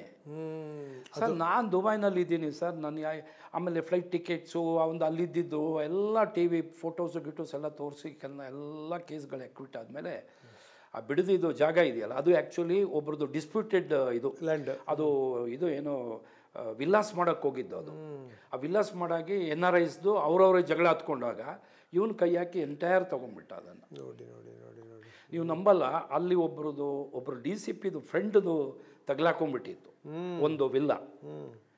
ಆಮೇಲೆ ಆ DCP ನನ್ನ ಹತ್ರ ಬಂದರು, ಅಶೋಕ್ ನೀನು ಅವ್ನಿಗೆ ಫೋನ್ ಮಾಡಿ ಕೊಡಿಸಿ ಕೇಳಪ್ಪ ಅಂದ. ನಾನು ಅವ್ನಿಗೆ ಫೋನ್ ಮಾಡಿದ್ದೆ ಮುತ್ತಪ್ಪರಯ್ಯ, ನಮ್ಮ ಒಬ್ಬರು ಇವರಿದ್ದಾರೆ, ಅವ್ರು ಸರ್ ಇಲ್ಲ ಸರ್ ಅವ್ರು ಕಳಿಸಿ ಸರ್, ನಾನು ಇವಾಗಲೇ ಎಲ್ಲ ಕೊಟ್ಬಿಟ್ಟ ಎಲ್ಲ. ಸರಿ, ಈ ಬೇರೆ ಡಾನ್ಗಳಿಗಿಂತ ಈ ಮುತ್ತಪ್ಪರಯ್ಯ ಹೇಗೆ ಭಿನ್ನ ಸರ್, ಹೇಗೆ ಡಿಫ್ರೆಂಟ್? ಅದೇ ನಾನು ಹೇಳಿದ್ನಲ್ಲ, ನಾನು ವೈಭವೀಕರಿಸೋಕೆ ಹೋಗಲ್ಲ. ಅವನ ಹತ್ರ ಒಂದು ಸ್ವಲ್ಪ ನೀತಿ ನಿಯಮ ಅನ್ನೋದು ಇತ್ತು. ಬಡವ್ರಿಗೆ ಭಾಳ ಹೆಲ್ಪ್ ಮಾಡ್ತಾ ಇದ್ದ. ಅಂದರೆ ಅವನ ತಲೆಯಲ್ಲಿ ಏನಾಯಿತು ಅಂದರೆ, ಪೊಲೀಸ್ನವರು ಅವನಿಗೆ ಫಾಲ್ಸ್ ಕೇಸ್ ಹಾಕಿದ್ರಲ್ಲ, ಅದು ಅವನಿಗೆ ಭಾಳ ಒಂದು ಇದು ಹೋಗ್ಬಿಡ್ತು, ತಲೆಗೆ ಹೋಗ್ಬಿಡ್ತು. ಆಮೇಲೆ ಕೆಲವು ವ್ಯವಹಾರಗಳಲ್ಲಿ ಕೆಲವು ಕಬ್ಜಾ ಮಾಡ್ಕೊಂಡಿದ್ದಾರೆ, ಲ್ಯಾಂಡ್ಸ್ಗಳನ್ನ ವೀಕ್ ಇರೋರನ್ನೆಲ್ಲ ತಗೊಂಡಿದ್ದಾನೆ. ಬಟ್ ಅಂಥ ಬೇರೆ ಇದರಲ್ಲಿ ಈಗ ಈ ಶೂಟೌಟೆಲ್ಲ ನೋಡುವಾಗ ಅಲ್ಲಿ ಡಿಸ್ಪ್ಯೂಟ್ ಇತ್ತು ಲ್ಯಾಂಡ್ದು, ಅವರು ಬಿಡ್ತಾ ಇಲ್ಲ ಅಂತ ಹೇಳಿದಾಗ ಇವನು ಇದು ಮಾಡಿದ. ಒಟ್ಟಿನಲ್ಲಿ ಅಪರಾಧಗಳಾಗಿದೆ ಅವನ ಕೈಲಿ, ಅದರಲ್ಲಿ ಏನು ಹಿಂದೆ ಇಲ್ಲ. ಬಟ್ ಬೇರೆ ಈಗ ಕೊತ್ವಾಲ ಜಯರಾಜ್ ಕಂಪೇರ್ ಮಾಡಿದ್ರೆ ಇವನ ಹತ್ರ ಸ್ವಲ್ಪನಾದರೂ ನೀತಿ ನಿಯಮ ಇತ್ತು. ಏನಲ್ಲ, ಆಮೇಲೆ ಈ ರೌಡಿಸಮ್ ಬೇಡವೇ ಬೇಡ, ನಾನು ಸಮಾಜ ಸೇವೆ ಬರ್ತೀನಿ ಅಂತ ನಿಜಕ್ಕೂ ಮನಸ್ಸು ಮಾಡಿದ್ದ ಅಥವಾ ಹೇಳಿದ್ನಲ್ಲ, it is a part of ರಾಜಕೀಯ, ಶೆಲ್ಟರ್ ಝೋನ್. ಅಲ್ಲ ನೋಡಿ, ನೀವೇನಾದ್ರೂ ಅವರಿಗೆ ಇದು ಬೆಸ್ಟ್ ಶೆಲ್ಟರ್ ಅಂದ್ರೆ ರಾಜಕಾರಣ ಅಂತ ಹೇಳಿರ್ಬೇಕು. ಕೆಲವ್ರದ್ದು ನೋಡಿರ್ಬೇಕು ಅವರು. ಕೆಲವರು ಈಗ ರಾಜಕೀಯಕ್ಕೆ ಹೋಗಿ ಉಳ್ಕೊಂಡು ಹಿಂಗೆ ಮೇಲೆ ಬಂದ್ರಲ್ಲ. ಇನ್ಫ್ಯಾಕ್ಟ್ ರಾಜಕೀಯಕ್ಕೆ ಬಂದ್ಬಿಟ್ಟಿದ್ರೆ ನನ್ನ ಪ್ರಕಾರ MP MLA ಆಗ್ಬಿಡ್ತಿದ್ರು. ಅವ್ರೇನೋ ಫುಲ್ ಟೈಮ್ ರಾಜಕೀಯಕ್ಕೆ ಬರಲಿಲ್ಲ. ಆಮೇಲೆ ಅನಾರೋಗ್ಯನೂ ಸೇರ್ಕೊಂಡ್ಬಿಡ್ತು. ಇಲ್ಲ, ಅದು ಲಾಸ್ಟಿಗೆ ಆಗಿಲ್ಲ ಅನಾರೋಗ್ಯ. ಹಿ ವಾಸ್ ಫಿಟ್ ಫಾರ್, ಅಂದರೆ ಒಂದು ಗಟ್ಸಿ ಪರ್ಸನ್ ಮಾತ್ರ. ಹೌದಾ? ಗಟ್ಸಿ ಪರ್ಸನ್. ಅದಕ್ಕೊಂದು ನಮ್ಮ ಅವ್ರದ್ದು ರೌಡಿಗಳಲ್ಲಿ ಒಂದು ಡೈಲಾಗ್ ಇದೆ, ಮೀಟ್ರ್ ಅಂತ. ಮೀಟ್ರ್ ಇರ್ಬೇಕು, ಮೀಟ್ರ್ ಜಾಸ್ತಿ ಇತ್ತು ಅಲ್ಲ ಹಂಗೆ ನೋಡಿದ್ರೆ ಈಗ ಈ ಕೊತ್ವಾಲ್, ಜಯರಾಜ್, ಅನಿಲ್ ಕುಮಾರ, ಜೊತೆಗೆ ಈ ಮುತ್ತಪ್ಪ, ಈ ನಾಲ್ಕು ಜನರಲ್ಲಿ ಏನು ವ್ಯತ್ಯಾಸಗಳಿದೆ ಸರ್? ಈ ನಡುವೆ ತುಂಬ ಜನ ಇದ್ದಾರೆ. ನೀವು ಕೋಳಿ ಫಯಾಜ್ನಿಂದ ಹಿಡಿದು ರಂಗು ತನಕ ಇದ್ದಾರೆ, ಪ್ರಶ್ನೆ ಬೇರೆ. ರಂಗನಾಥ್, ನಾನು ಒಂದು ಹೇಳ್ತೀನಿ ನೋಡಿ, ರೌಡೀಸ್ಗಳಲ್ಲಿ ತಗೊಂಡ್ರೆ ನಾನು ಸ್ಟಡಿ ಮಾಡಿರೋ ಪ್ರಕಾರ ಎಜುಕೇಟೆಡ್ ರೌಡೀಸ್ ಇಬ್ಬರೇನೆ. ಒಬ್ಬ ಸೋಮ, ಡೆಡ್ಲಿ ಸೋಮ, ಒಂದು ಮುತ್ತಪ್ಪ ರೈ. ಇನ್ನು ಬಾಕಿ ಎಲ್ಲ ತಗೊಳ್ಳಿ, ಎಲ್ಲ SLC fail, PUC fail, Agni Sridhar ಆಮೇಲೆ ಸ್ಟಡಿ ಮಾಡ್ಕೊಂಡು ಮುಂದೆ ಬಂದ. ಹೌದು, ಅಗ್ನಿಶ್ರೀಧರ್ ಆಮೇಲೆ ಅವ್ರಿಗೆ ಗೊತ್ತಾಯಿತು ವಿದ್ಯೆ ಕಲ್ತ್ರೆ, ಕಾನೂನು ಕಲ್ತ್ರೆ ನಾನು, ಯಾಕೆಂದರೆ ನೋಡಿ ಕಾನೂನು ಗೊತ್ತಿಲ್ಲದೆ ರೌಡಿಸಮ್ಗೆ ಹೋಗ್ಬಿಟ್ರೆ ಭಾಳ ಕಷ್ಟ ಸರ್. ಹೌದು, ಕಾನೂನು ಗೊತ್ತಿದ್ದು. ಈಗ ನೋಡಿ ಫಾರ್ ಎಕ್ಸಾಂಪಲ್, ನೀವು ಸಿಂಪಲಾಗಿ ಹೇಳ್ತೀನಿ, ಒಬ್ಬ ಮನುಷ್ಯನ ಪೊಲೀಸ್ ಸ್ಟೇಷನ್ ಕರೆಸ್ಬೇಕಾದ್ರೆ ಒಂದು ನೋಟಿಸ್ ಕೊಡಲೇಬೇಕು. ನೋಟಿಸ್ ಕೊಟ್ಟು ಮೊನ್ನೆ ನೋಡಿ ಒಂದು ಹೈಕೋರ್ಟ್, ನಾರ್ತ್ ಇದರಲ್ಲೇ ಒಂದು ಹೈಕೋರ್ಟ್ ಒಂದು ಆರ್ಡರ್ ಆಗಿದೆ, ಮರ್ಡರ್ ಕೇಸ್ನಲ್ಲಿ ಅರೆಸ್ಟ್ ಮಾಡಬೇಕಾದ್ರೆ ಅವನಿಗೆ ನೋಟಿಸ್ ಕೊಟ್ಟಿರಬೇಕು. ನೋಟಿಸ್ ಕೊಡದೇ ಇದ್ದಾರೆ, ಬೇಲ್ ಮೇಲೆ ಬಿಟ್ಬಿಟ್ಟಿದ್ದಾರೆ. ಈ ಕಾನೂನು ಕಾನೂನು ಕಲ್ತ್ಬಿಟ್ಟ. ಮುತ್ತಪ್ಪ ರೈ ಕಲ್ತ, ನಮ್ಮ ಅಗ್ನಿಶ್ರೀಧರ್ ಬ್ರದರು ನಮ್ಮ ಪೊಲೀಸ್ ಆಫೀಸರ್ ಅಲ್ಲ. ಅದೇ ಹೌದೌದು. ಅಲ್ಲ ನೋಡಿ, ನನಗೆ ಬಹಳ ಆಶ್ಚರ್ಯ ಆಗುವಂಥದ್ದು, ಆ ಶಿಗ್ಲಿ ಬಸ್ಯ ಅನ್ನೋವಂಥ ಒಬ್ಬ ಅವನು ಪುಡಿಗಳನ್ನ, ಅವನು ನೋಡಿ ಅವನು ಎಷ್ಟರ ಮಟ್ಟಿಗೆ ಅಂತಂದರೆ ಯಾವ್ಯಾವ ಸೆಕ್ಷನ್ಗಳು ಏನು ಎತ್ತ ಎಲ್ಲವನ್ನು ಸ್ಟಡಿ ಮಾಡ್ಕೊಂಡು ಹೊರಗಡೆ ಬರೋದು ಪದೇ. ಯಾಕೆ ನೀವು ಈ ಕೇಸ್ ಇದೆಯಲ್ಲ ನಮ್ಮ ರಿಚ್ಮಂಡ್ ಒಂದು ಇದು ಸ್ವಾಮಿ, ಹೌದು ಸ್ವಾಮಿ ಶ್ರದ್ಧಾನಂದ ಶಕೀರಾ, ಅವನು ಲಾ ಓದಿ ಕೋರ್ಟ್ನಲ್ಲಿ ಎಲ್ರಿಗೂ ಅವನೇ ಪ್ಲೀ ಬರೆಯೋದು ಎಲ್ರಿಗೂ. ನೋಡಿ ಅವ್ನ ಲಾಯರೇ ಅವನಲ್ಲಿ ಒಳಗಡೆ, ಕೋರ್ಟ್ ಒಳಗಡೆ, ಜೈಲಲ್ಲಿ. ಶಾಕಿರದು. ಸೊ ಈಗ ಇದೆಲ್ಲ ಆದಮೇಲೆ ಸರ್, ಈಗ ಸಾಮಾನ್ಯವಾಗಿ ಏನು ಅಂತಂದರೆ, ಬೆಂಗಳೂರಿನ ಈ ರೌಡಿಸಮನ್ನು ಭಾಳ ಹತ್ತಿರದಿಂದ ನೋಡಿರಿ ನೀವು, ಭಾಳಷ್ಟು ಜನರನ್ನ ಹೆಡೆಮುರಿ ಕಟ್ಟಿದ್ದೀರಿ. ಈ ಒಂದು ಹಂತಕ್ಕೆ ಒಂದು ಲೆವೆಲಿಗೆ ಆದಮೇಲೆ ಆ ಕುಟುಂಬದವರು ಮತ್ತೆ ರೌಡಿಸಮ್ ಕಂಟಿನ್ಯೂ ಮಾಡಲಿಲ್ಲ ಅಂತಂತಂದರೆ ಈ ತುಂಬ ಸೇಡ್ ತೀರಿಸ್ಕೊಂಡಿರೋದು ಅದೆಲ್ಲ ತುಂಬ ಕಡಿಮೆ. ಈಗ ಮತ್ತೆ ಇವಾಗ ಗುಂಡಿನ ಮೊರತ ಕೇಳಿ ಬಂದಿದೆ, ಏನಂತೀರೋದಕ್ಕೆ? ನನಗೆ ನೋಡಿ, ನಾನು ಇನ್ಫಾರ್ಮೇಷನ್ ಕಲೆಕ್ಟ್ ಮಾಡಿರೋದ್ರಲ್ಲಿ ದೊಡ್ಡ ಒಂದೇನೂ ಇದೇ ಕಾಣ್ತಾ ಇಲ್ಲ, ಲೈಮ್ ಲೈಟಿಗೆ ಬರ್ತಾ ಇಲ್ಲ. ಅವನು ಎಲ್ಲಿದ್ದಾನೆ ಅನ್ನೋದು ಯಾರಿಗೂ ಗೊತ್ತಿಲ್ದಂಗೆ ಇದ್ದಾನೆ. ಈ ಒಂದು ಸ್ವಲ್ಪ ಆ್ಯಕ್ಟಿವಿಟಿ ಸ್ವಲ್ಪ ಹೆಚ್ಚು ಕಮ್ಮಿ, ಅಥವಾ ಈ ಎರಡನೇ ಹೆಂಡ್ತಿದು ಒಂದು ಮದುವೆ ಆದ್ರೆ ಅದ್ರದ್ದು ಏನೋ ಒಂದು ಇರ್ಬೋದು, ಅನುರಾಧ. ಹೌದು. ಆಮೇಲೆ ಮುತ್ತಪ್ಪರೈಗೂ ಸುಮಾರು ಜನ ಇವರು ಎನಿಮೀಸ್ ಇದ್ದಿರ್ಬೋದು. ಬಟ್ ಮಗನ ಮೇಲೆ ಅಟ್ಯಾಕ್ ಮಾಡೋದಂಥದ್ದು ಭಾಳ ಅಪರೂಪ. ನನಗೂ ಭಾಳ ಇನ್ನೂ ಇನ್ವೆಸ್ಟಿಗೇಷನಲ್ಲೇ ಗೊತ್ತಾಗಬೇಕು ನೋಡಿ. ಓಕೆ ನಾವು ಈಗಲೇ ಒಂದೇ ಕನ್ಕ್ಲೂಷನ್ ಬರೋಲ್ಲ. ಬಟ್ ಕೆಲವು ನೋಡಿ, ಅಲ್ಲಿ ಒಂದು ಸ್ವಲ್ಪ ನನಗೆ ಅಲ್ಲಿ ಅವರ ಇವರಿದ್ದಾರಲ್ಲ, ಏನು ಗನ್ಮೆನ್ಸು, ಅವರಲ್ಲೇ ನಂಬಕ್ಕಾಗಲ್ಲ. ಯಾರೋ ಒಂದು ಇನ್ಫಾರ್ಮೇಷನ್ ಕೊಟ್ಟಿದ್ದಾರೆ, ಇವ್ರು ಇಷ್ಟು ಗಂಟೆಗೆ ಹೋಗ್ತಾರೆ ಅನ್ನೋದು ಅಲ್ವಾ, ಅದೊಂದು ಕೊಟ್ಟಿದ್ದಾರೆ. ಆಮೇಲೆ ಅವ್ರೇನೋ ಹೋದ್ರು, ಪರ್ಸ್ ಬಿಟ್ಟರು, ವಾಪಸ್ ಬಂದರು. ಫಸ್ಟ್ ಒಂದು ಗುಂಡು ಹೊಡೆದ ಸೌಂಡ್ ಕೇಳ್ತು, ಕೇಳಿ ಇಳಿದು ಟೈರ್ ಪಂಚರ್ ಆಗಿದೆ. ಅದೆಲ್ಲ ನೋಡುವಾಗ ಅಲ್ಲಿ ಏನೋ ಒಂದು ಸ್ವಲ್ಪ ಇದು ಕಾಣುತ್ತೆ ನನಗೆ. ಇನ್ನೂ ಇನ್ವೆಸ್ಟಿಗೇಷನಲ್ಲಿ ಗೊತ್ತಾಗ್ಬಿಡುತ್ತೆ. CCTVಗಳಿದೆ ಸರ್. ಇವಾಗ ನೋಡಿ, ಈ ಹಿಂದಿನ ರೌಡಿಸಮ್ ಬೇರೆ. ಯಾಕಂದರೆ ಮುಖ್ಯಮಂತ್ರಿ ಚೇಂಬರಿಗೆ ಹೋಗಿ ಲಾಂಗ್ ಇಟ್ಟಿರುವಂಥವ್ರು ಇದ್ದಾರೆ, ಮುಖ್ಯಮಂತ್ರಿ ಮಗಳ ಆಫೀಸ್ಗೆ ಹೋಗಿ ಬೆದರಿಸಿರೋರು ಇದ್ದಾರೆ, ಮುಖ್ಯಮಂತ್ರಿಗಳ ಜೊತೆಗೆ ಡೈರೆಕ್ಟಾಗಿ ಒಡಂಬಡಿಕೆ ಮಾಡ್ಕೊಂಡಿರೋರು ಇದ್ದಾರೆ. ನಿಮಗೆ ಗೊತ್ತಿದೆ ತುಂಬ ಚೆನ್ನಾಗಿ. ಆದರೆ ಈಗ ಆ ಸ್ಥಿತಿಗತಿಗಳು ಬದಲಾಗಿವೆ. ಈಗೇನು ಅಂತಂದರೆ, ಈಗ ಸೈಬರ್ ತುಂಬ ಸ್ಟ್ರಾಂಗ್ ಇದೆ, ಈಗ ಪೊಲೀಸ್ ಇಲಾಖೆನೂ ತುಂಬ ಸ್ಟ್ರಾಂಗ್ ಇದೆ. ಅದ್ರ ಜೊತೆಗೆ ಏನಪ್ಪ ಅಂತಂದರೆ ತುಂಬ ಒಳ್ಳೊಳ್ಳೆ ಆಯುಧಗಳು ಬಂದ್ಬಿಟ್ಟಿವೆ. ಪೊಲೀಸರ ಕೈನಲ್ಲಿ ಇದೆಯಲ್ಲೂ ಒಳ್ಳೆ ಆಯುಧಗಳು, ಆದರೆ ಕ್ರಿಮಿನಲ್ಗಳ ಕೈನಲ್ಲಿ ಖಂಡಿತವಾಗಲೂ ಒಳ್ಳೆ ಆಯುಧಗಳಿವೆ. ಸೊ ಇಂಥ ಸಂದರ್ಭದಲ್ಲಿ ಇದನ್ನು ಇಲ್ಲಿಗೆ ಮೊಟಕು ಮಾಡಬೇಕು, ಇಲ್ಲಿಗೆ ಮಟ್ಟ ಹಾಕಬೇಕು. ಅದಕ್ಕೆ ಪೊಲೀಸ್ ಏನು ಮಾಡಬೇಕು ಅಂತ, ಯಾಕಂದರೆ ಸೀರೀಸ್ ಶುರು ಆಗ್ಬಿಟ್ರೆ ಕಷ್ಟ ಬೆಂಗಳೂರಲ್ಲಿ. ಇಲ್ಲ, ನನ್ನ ಪ್ರಕಾರ ನೋಡಿ, ಅದಕ್ಕೆ ಒಂದೇ ಒಂದು ಉತ್ತರ ನಾನು ಹೇಳೋದಾದರೆ, ಪೊಲೀಸ್ ಟ್ರಾನ್ಸ್ಫರ್ನ ರಾಜಕೀಯದಿಂದ ಬೇರ್ಪಡಿಸ್ಬೇಕು. Very important. ನಾವು ನೋಡಿ, ನಮ್ಮ ಜನ್ರೇಷನ್ ಇದೆಯಲ್ಲ, ನಾನು ಒಬ್ಬನೇ ಅಂತಲ್ಲ, ನನ್ನ ಜನ್ರೇಷನಲ್ಲಿ ಎಂತೆಂಥ ಪೊಲೀಸ್ ಆಫೀಸರ್ಸ್ ಇದ್ದರು ರಂಗನಾಥ್.